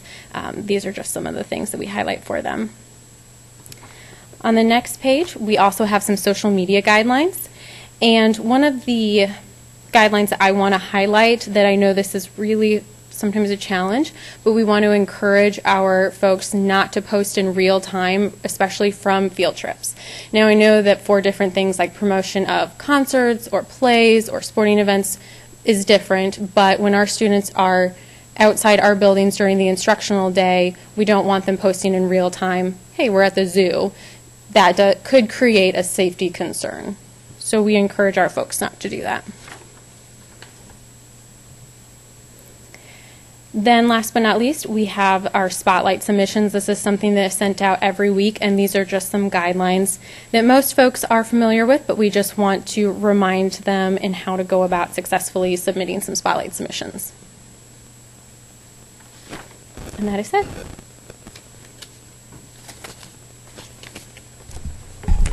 Thank you. Thank you, thank you, thank you. I know we've been very excited to see the outcome of your work this year and developing a handbook that would really give us some guidance. So we appreciate seeing the compilation. And I know that our board has a number of questions. We'll start with Kathy. This just happened really today. When parents chaperone on the field trips, are they also informed not to post pictures and things on Facebook and Twitter? Because I knew where school was today. And this should be something that once we started with the board and our district leadership team, our principals, and we want them to then share it and give these guidelines to their teachers so that they can share it on their field trips and say, hey, as a reminder, as we're getting ready for our field trip, here are do's and don'ts, especially regarding social media. So yes. And we did share this with coordinating council last year and this year about use of best practice with social media. But it's going to take constant reminders to, yeah.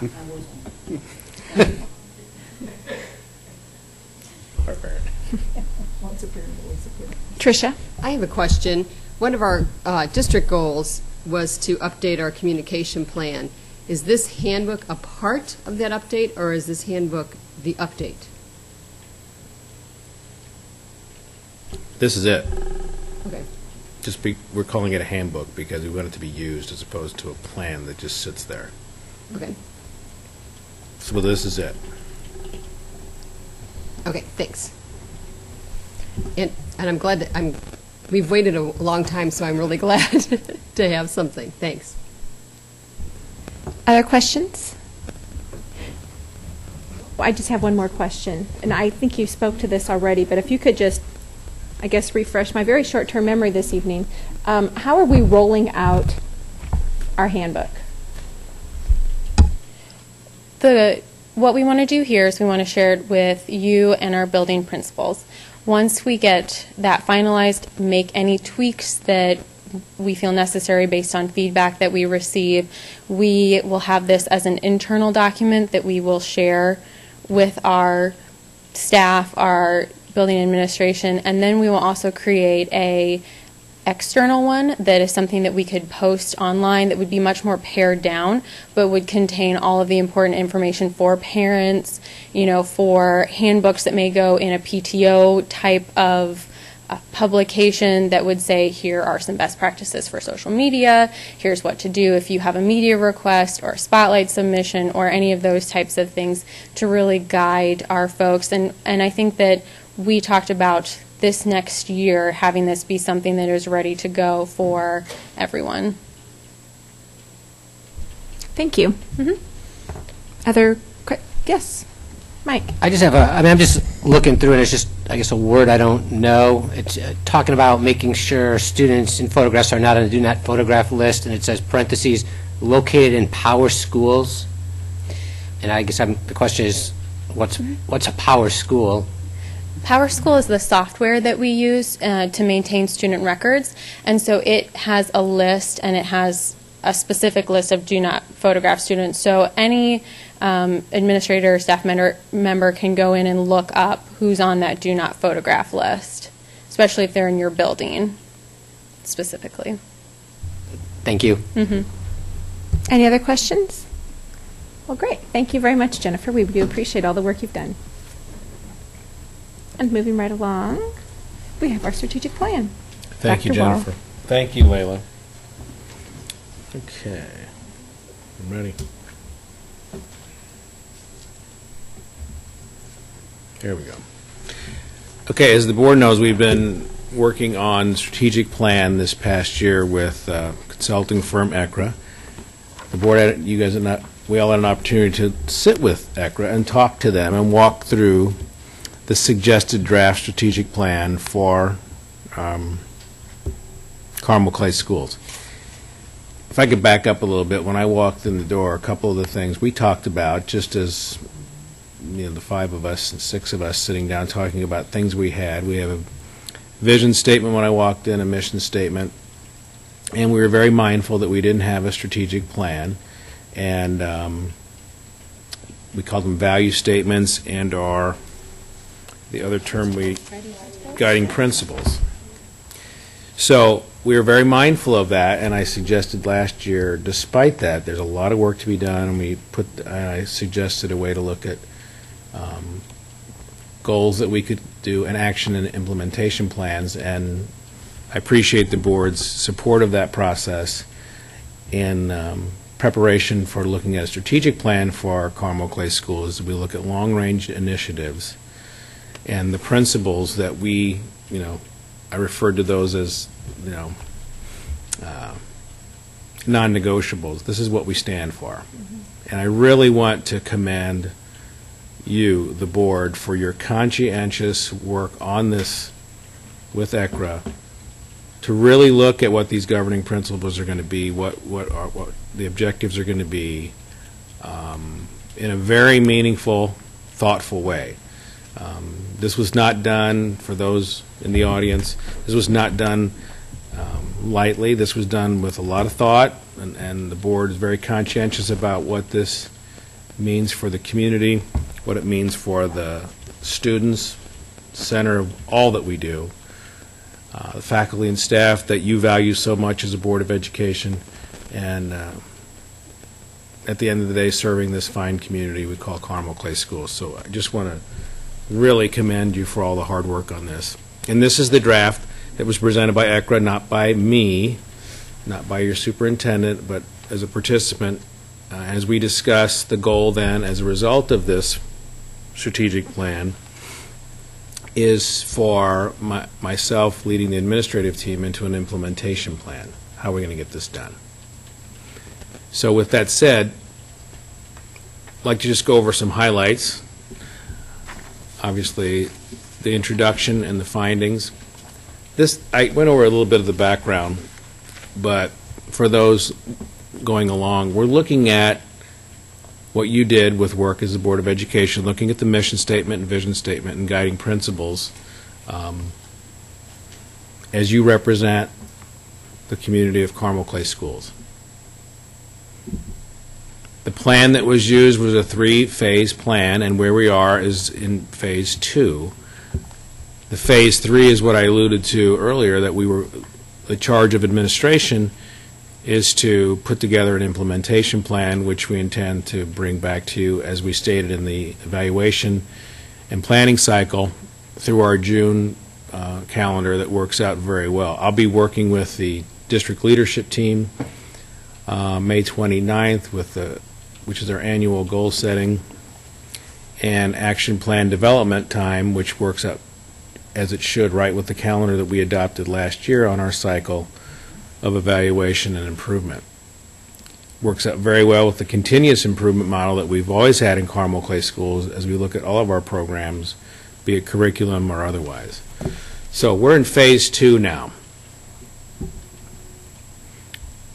The document references the data sources that ECRA utilized to triangulate the data and look at what are some common themes from the stakeholder groups, be it parents, students, faculty, staff, administration, community leaders. The survey results, which we verified, were statistically significant enough for them to make determinations and recommendations to you. They also came in and looked very closely at the student assessment data that we had, as well as the advanced ed report that was done last year, where we received the 5-year accreditation from advanced ed. So it's a very thorough review of what we do, how we do it, and how we intend to do it going forward. Their findings, no surprise to anyone. This is a community that values education, that values an opportunity for all to learn, and it values the family and all the things that go in with a productive school environment. When asked to survey and prioritize the areas, the community was very clear about continuing to hire and retain quality teachers. That emerged as the highest priority by the largest percentage of parents, employees, and community members. Safe environment for our students continues to be a very high priority for all stakeholders, as well as preparing students to be college and career ready, ensuring high academic standards, and providing students with real-world learning experience. Those also emerge as very high priorities to all stakeholder groups.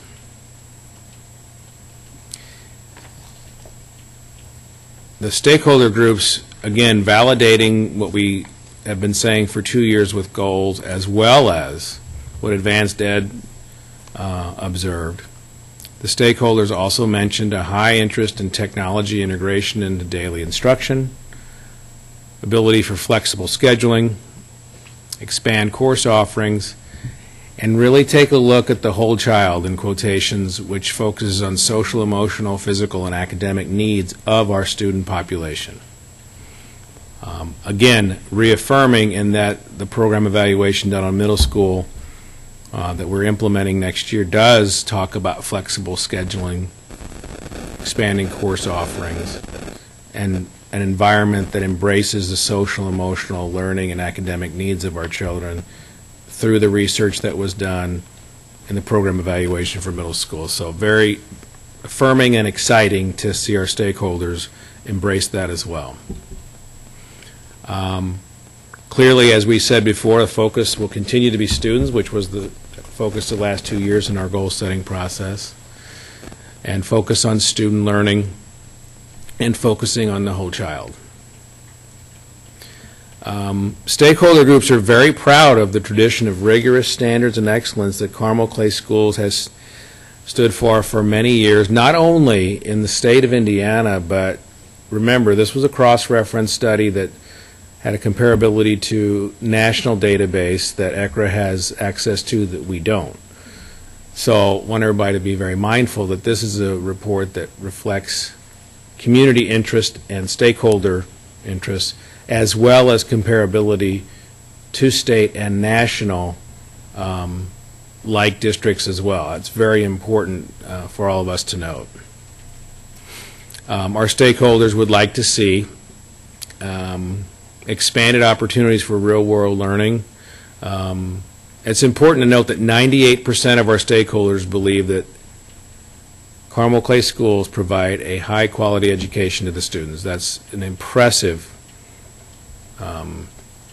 response to how education is delivered in Carmel Clay Schools, a compliment to the teachers, the staff, the administrators that are in the building on a daily basis with our children. Affirming that they want us to continue to focus on the social, emotional learning needs of our students. Again, affirming that they'd like to see a greater integration of technology on a daily basis in the classroom. Again, we very mindful of that and affirm that that is a directive, a strategic directive we need to take going forward.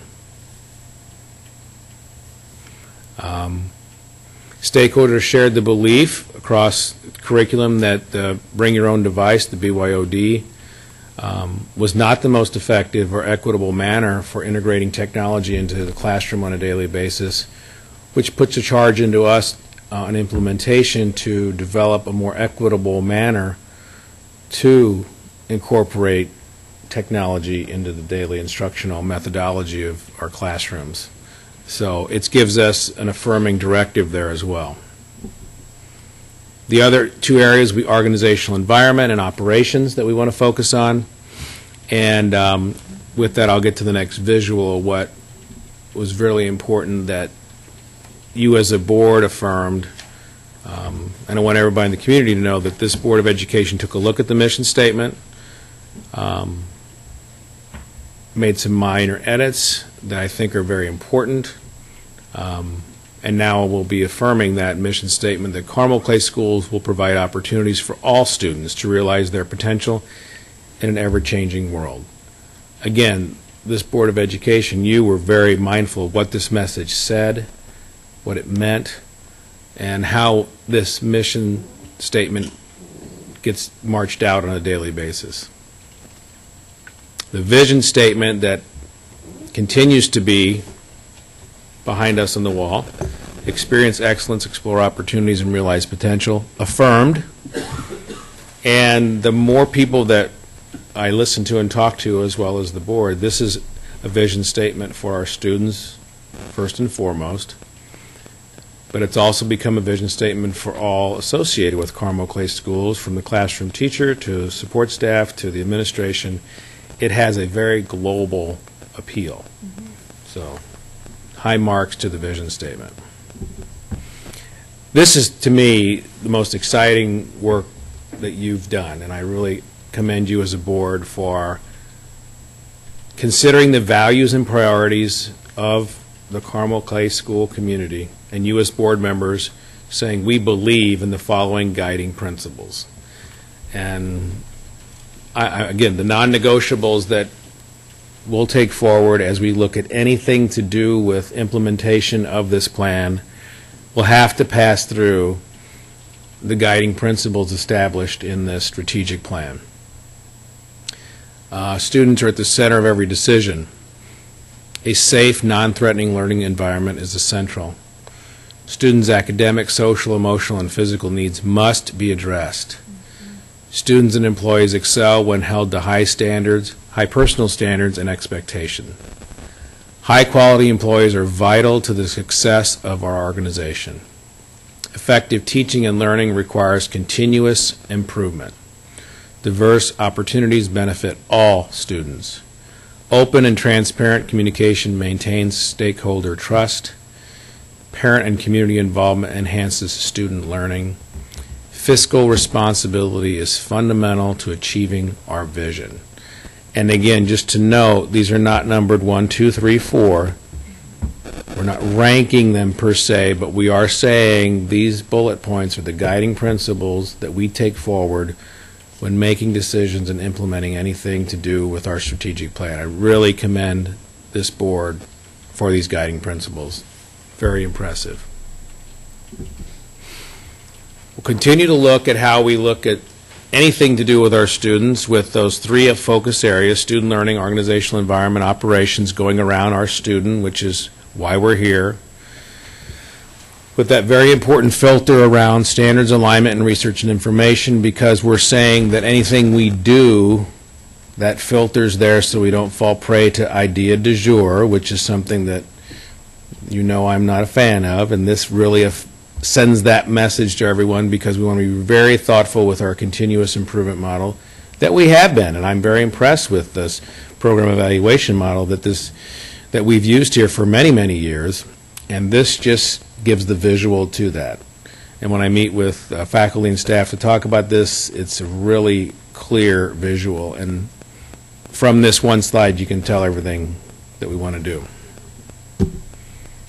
Under those areas, you as the board looked at student learning, organizational environment, and operations as those three specific strategic areas with objectives underneath.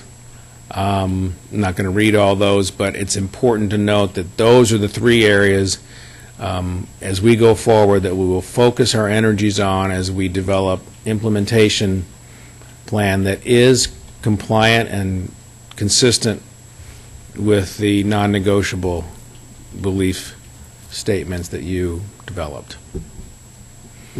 I'll pause there and just let the board reflect. Again, this is your work, not mine, and ECRA facilitated. I'm just very humbled and pleased to be able to present it this evening. Well, thank you very much, Dr. Wallen. And what I shared earlier with our board, when I read over the guiding principles again this weekend and then actually this evening, I'm very excited and encouraged. These are very powerful statements to guide every decision that we make in the district, and I'm really pleased that this is part of the strategic plan. We've been missing these for quite some time. I think we've known them, they've been out there, but we really haven't committed to putting them physically on paper to share. So I applaud the board. We spent over 5 hours working with ECRA the other night, and you, Dr. Wall, as well. And really some powerful, great work came out of that, and I'm excited to see how this propels us to be even better than we are. And with that, I'll open up other comments to the board. Can I just jump off that? Because I think it was a powerful meeting the other night, but I think it also jumped off of everyone who gave input to this whole process, and even day-to-day what goes on here. As you said, we've known some of these general principles, but we haven't put them to pen to paper, and so it really was a nice culmination of a lot of different things that I agree with you. When I read them over, each time I read them over, I think, wow, how wonderful to have this powerful guiding document, but not document, living document, principles, but the mission and vision to make decisions around and things like that. It's wonderful. And really, I'm going to interject as I listen to Layla and Tricia. This is such a culmination of really years before my time, but the last 2 years of talking about what it means to be student-centered, having meetings, you conscientiously every year taking a look at board self-governance review. What does that mean? How are we doing? I mean, it was kind of like harvest time when you guys put the belief statements down. It was really a culmination, so impressive. Yes, I'd like to affirm what you and Tricia have said. I think the discussion the other night went very well. We had some very good input from all board members. I think the way this all came together was exciting, and I'm looking forward to seeing how this is going to be put into play in our school system now, because this, again, is not something that gets put on the shelf, as we've talked about. This is something that's going to live in our schools and be addressed and be revamped or improved upon as during the 5-year period. So, other questions? I had another question, and I think we touched on this during our meeting. Once we decide, or I guess approve the plan, this will be on our website, yes?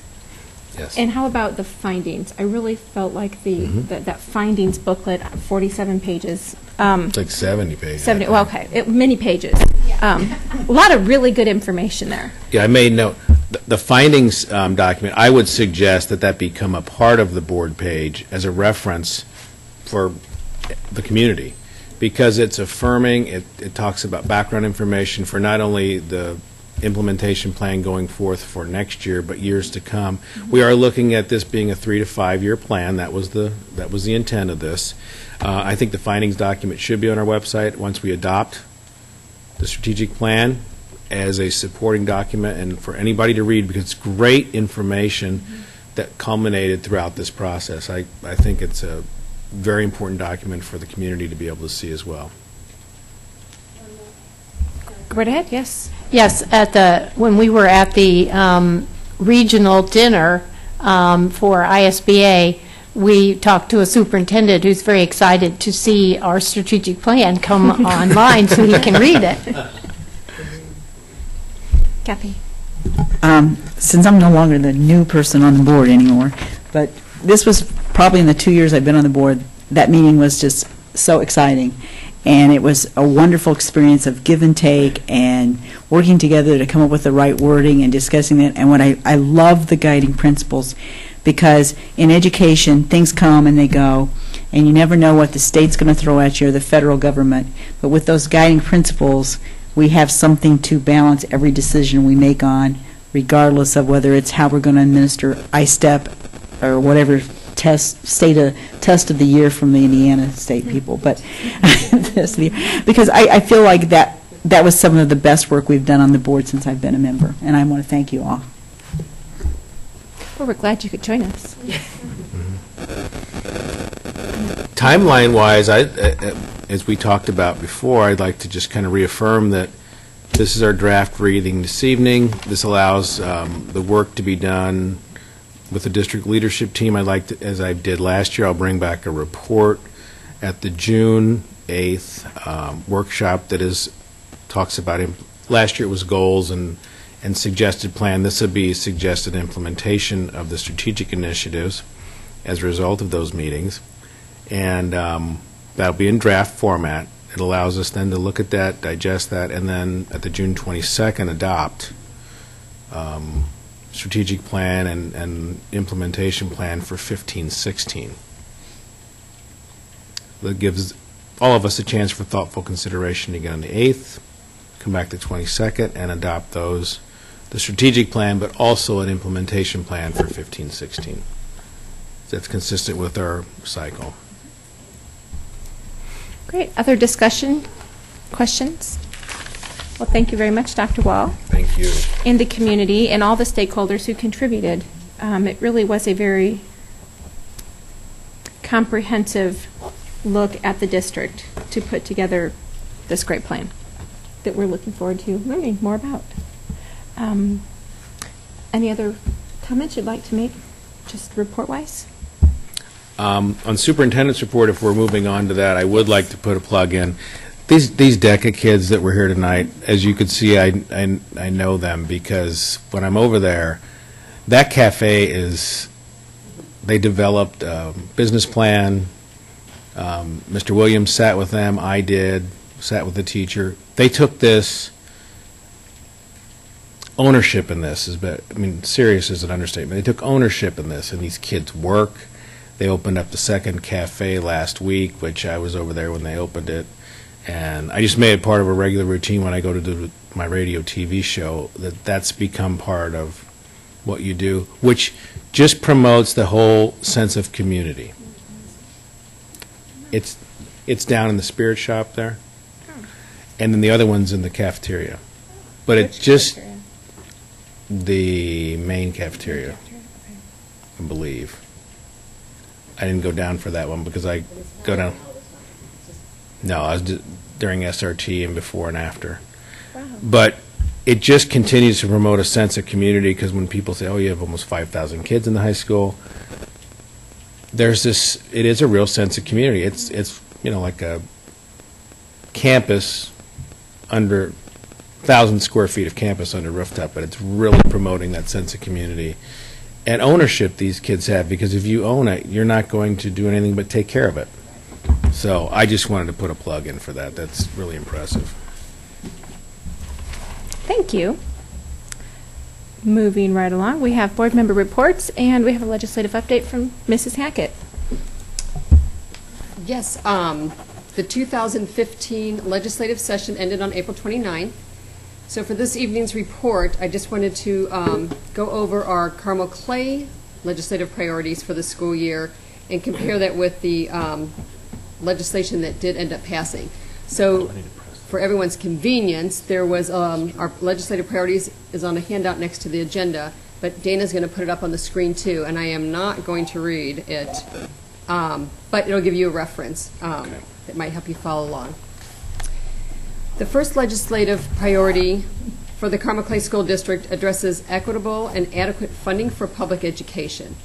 This biennium budget has just now begun to acknowledge the large funding gap between slower growing school districts, typically urban and sometimes rural, and faster-growing school districts, which are typically suburban school districts. Therefore, Goal 1A, dealing with adequate funding, was addressed during this session. In general, the state budget will provide for a 2.3% average increase for both the fiscal year 2016 and 2017. However, that's an average. And in helping to close that gap, CCS will actually receive closer to a 6.5% increase the first year and a 2.5% increase the second year. Goal 1D, CCS's referendum funding, was partially addressed by adjusting the funding formula in this way. However, the topic of school district referendums was not addressed specifically during the legislative session. And I think it's really important to point out now that because you hear from reading the paper and things that our legislature did make education K through 12 funding a priority and did put more funds towards that, but that we're very cognizant of the fact that our per pupil funding from the state is still at about a 2008 level. So this does not supplant the need for another referendum in 2017. It's a good step in the right direction. It doesn't make up the whole difference, which I'll talk a little bit more later. Goal 1F, which is fully funding state-mandated programs, was partially addressed in the state budget because it included funding for English language learners, some special education student categories. The budget embeds full-day kindergarten funding in the funding formula, recognizing full-day kindergarten students as full students. Includes some teacher performance awards and some other mandated programs that were better funded. Goal 1, B, C, and D were not addressed this year. Specifically, the 3% across the state funding cuts in 2010 were not restored, affecting our funding as it goes forward. A cost of living increase for public school systems was not included in the budget, and flexibility between school funds was not explored further. Also, I want to just note at this time with the budget that there was increased funding in the budget for charter schools and the Indiana voucher program, but that some of that money that can go to voucher schools is more dependent on achieving a performance rating of A, B, or C, so there's a little more accountability built in. But we're cognizant because any of that money is directed away from public school students. So that's why we watch that very, very carefully. Our second priority listed asks that school corporations be afforded the flexibility to make decisions at the local level. Though the General Assembly didn't emphasize this directly, great progress was made via Senate Bill 500, the Education Deregulation Bill. It was trimmed down and changed somewhat from the original language put in there, but still in the final draft removes over 50 unnecessary and burdensome school district administrative guidelines, a common sense law that will allow us to put more time and money to the classroom. Our third priority requested more clarification and flexibility through implementation of the high-performing school district category. This was not addressed, and I suggest to the board at some time have a discussion that is this legislation the best way that we want to address flexibility in the future, or is another way a better way? Just a future discussion to be held. Our fourth and fifth priorities up there mirrored resolutions requested by ISBA. Both of these law clarifications were addressed in newly passed legislation. And that brings us to our sixth and final legislative priority, requesting a more definable, reliable, and accurate state accountability model and testing model. The 2015 ISTEP ballooned in length, and legislation was fast-tracked to address that. And then really most of the discussion in the General Assembly revolved around the possibility of using a nationally recognized test or really a growth model test to replace ISTEP. And because usability for students and teachers, state guidelines and requirements, and federal guidelines and requirements all have to come together, the decision was to put that in the summer study committee. So that's where that is now. This is an area that we're watching closely, and ISBA, I think, is looking towards having a priority in that area, and from discussions with the board, it seems like we're looking to continue that and maybe even emphasize it even more. So all in all, the CCS legislative priorities were really in line with what many public school priorities we heard across the state. And we were successful in several of these. Later this week, I'll attend an ISBA regional meeting, which will include an update from ISBA's priorities, and Mrs. Nell and Mrs. Freed have already attended one. Then the new ISBA Grassroots Initiative Seminar will be held in June and will provide local school board members with the information needed to successfully lobby their government officials for substantive change for Indiana schools. Our board's been active in this for a while now, and this will become a more state effort, so we're very excited about that. I'll attend this training, but it's open to all board members, so according to availability, any of us can go. And that concludes my report. Thank you, Tricia. Any questions? No, I had one question that I asked Dr. Wall, so I look forward to getting some information from David Day as to how the deregulation bill will positively impact our district and what we can eliminate from our list of to-dos. Yeah, we're supposed to get an unpacking of that bill because it did evolve. Yes. We haven't received that yet, but when we do, I'd like to share that.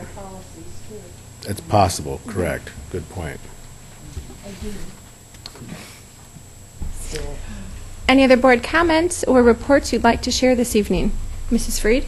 I just want to thank Tricia for the report, and also I would like to thank Nick and Pam of initially visiting all the legislators and working so hard on this agenda this year. I think everybody was a united front on this, and I think we got some results. So hopefully next time we'll hit them again. And Pam and I did that. I didn't really write up a formal report, but if you have any particular questions or laws that were passed, such as the transfer law and everything, Brian Smith, who's the head of ISBA, did say that to contact him because they're going to have that cleanup session here sometime soon in June, and if there's anything that we have interest in, they want to hear from us. Yeah, and I met with Brian a couple weeks ago and definitely drove a stake through that one. We're an unintended consequence on that one. But yes, anything you got, let's get that to Brian. He's working hard for the school boards. Really is. Any other? Yes. I had one other thing I wanted to say. I attended the Parent Awareness Night on April 30th at the Carmel High School Freshman Center, and the topic was social media, presented by Student Resource Officer Phil Hobson and Assistant Principal Karen McDaniels. Interestingly enough, it was a great turnout, and most of the people there were parents of elementary age, and they keyed in on a lot of different areas. Ones are apps that might be helpful or not helpful for your child to have, and the other area was how to help your child develop a positive social media profile. It was really good information, and if anyone can access it, and that's why I'm saying this tonight, if you go to the Carmel High School webpage and click on Student Services, and then off to the left on the menu, Social Media PowerPoint, and anyone can see that information. So it's available ongoing as a summer project, possibly. Thank you, Tricia. And Kathy? I forgot to mention this too, but while we were there at our meeting, Pam and I were able to accept a little plaque for Outstanding Board from ISBA, so we received an award. And we will like to recognize that more formally in June. But yes, thank you for receiving that, and congratulations to the board. Well done. Well, thank you. Any other comments? Mike, I feel like we've left you out down there. Okay. One last comment. Beginning in June, the district is going to the extended hour 4-day work week, so people will not be here on Fridays. And with that, we will not meet again until after summer break has begun, so have a very safe, enjoyable summer break. Meeting adjourned. Good job. That's good for the volume we had tonight. It's really good.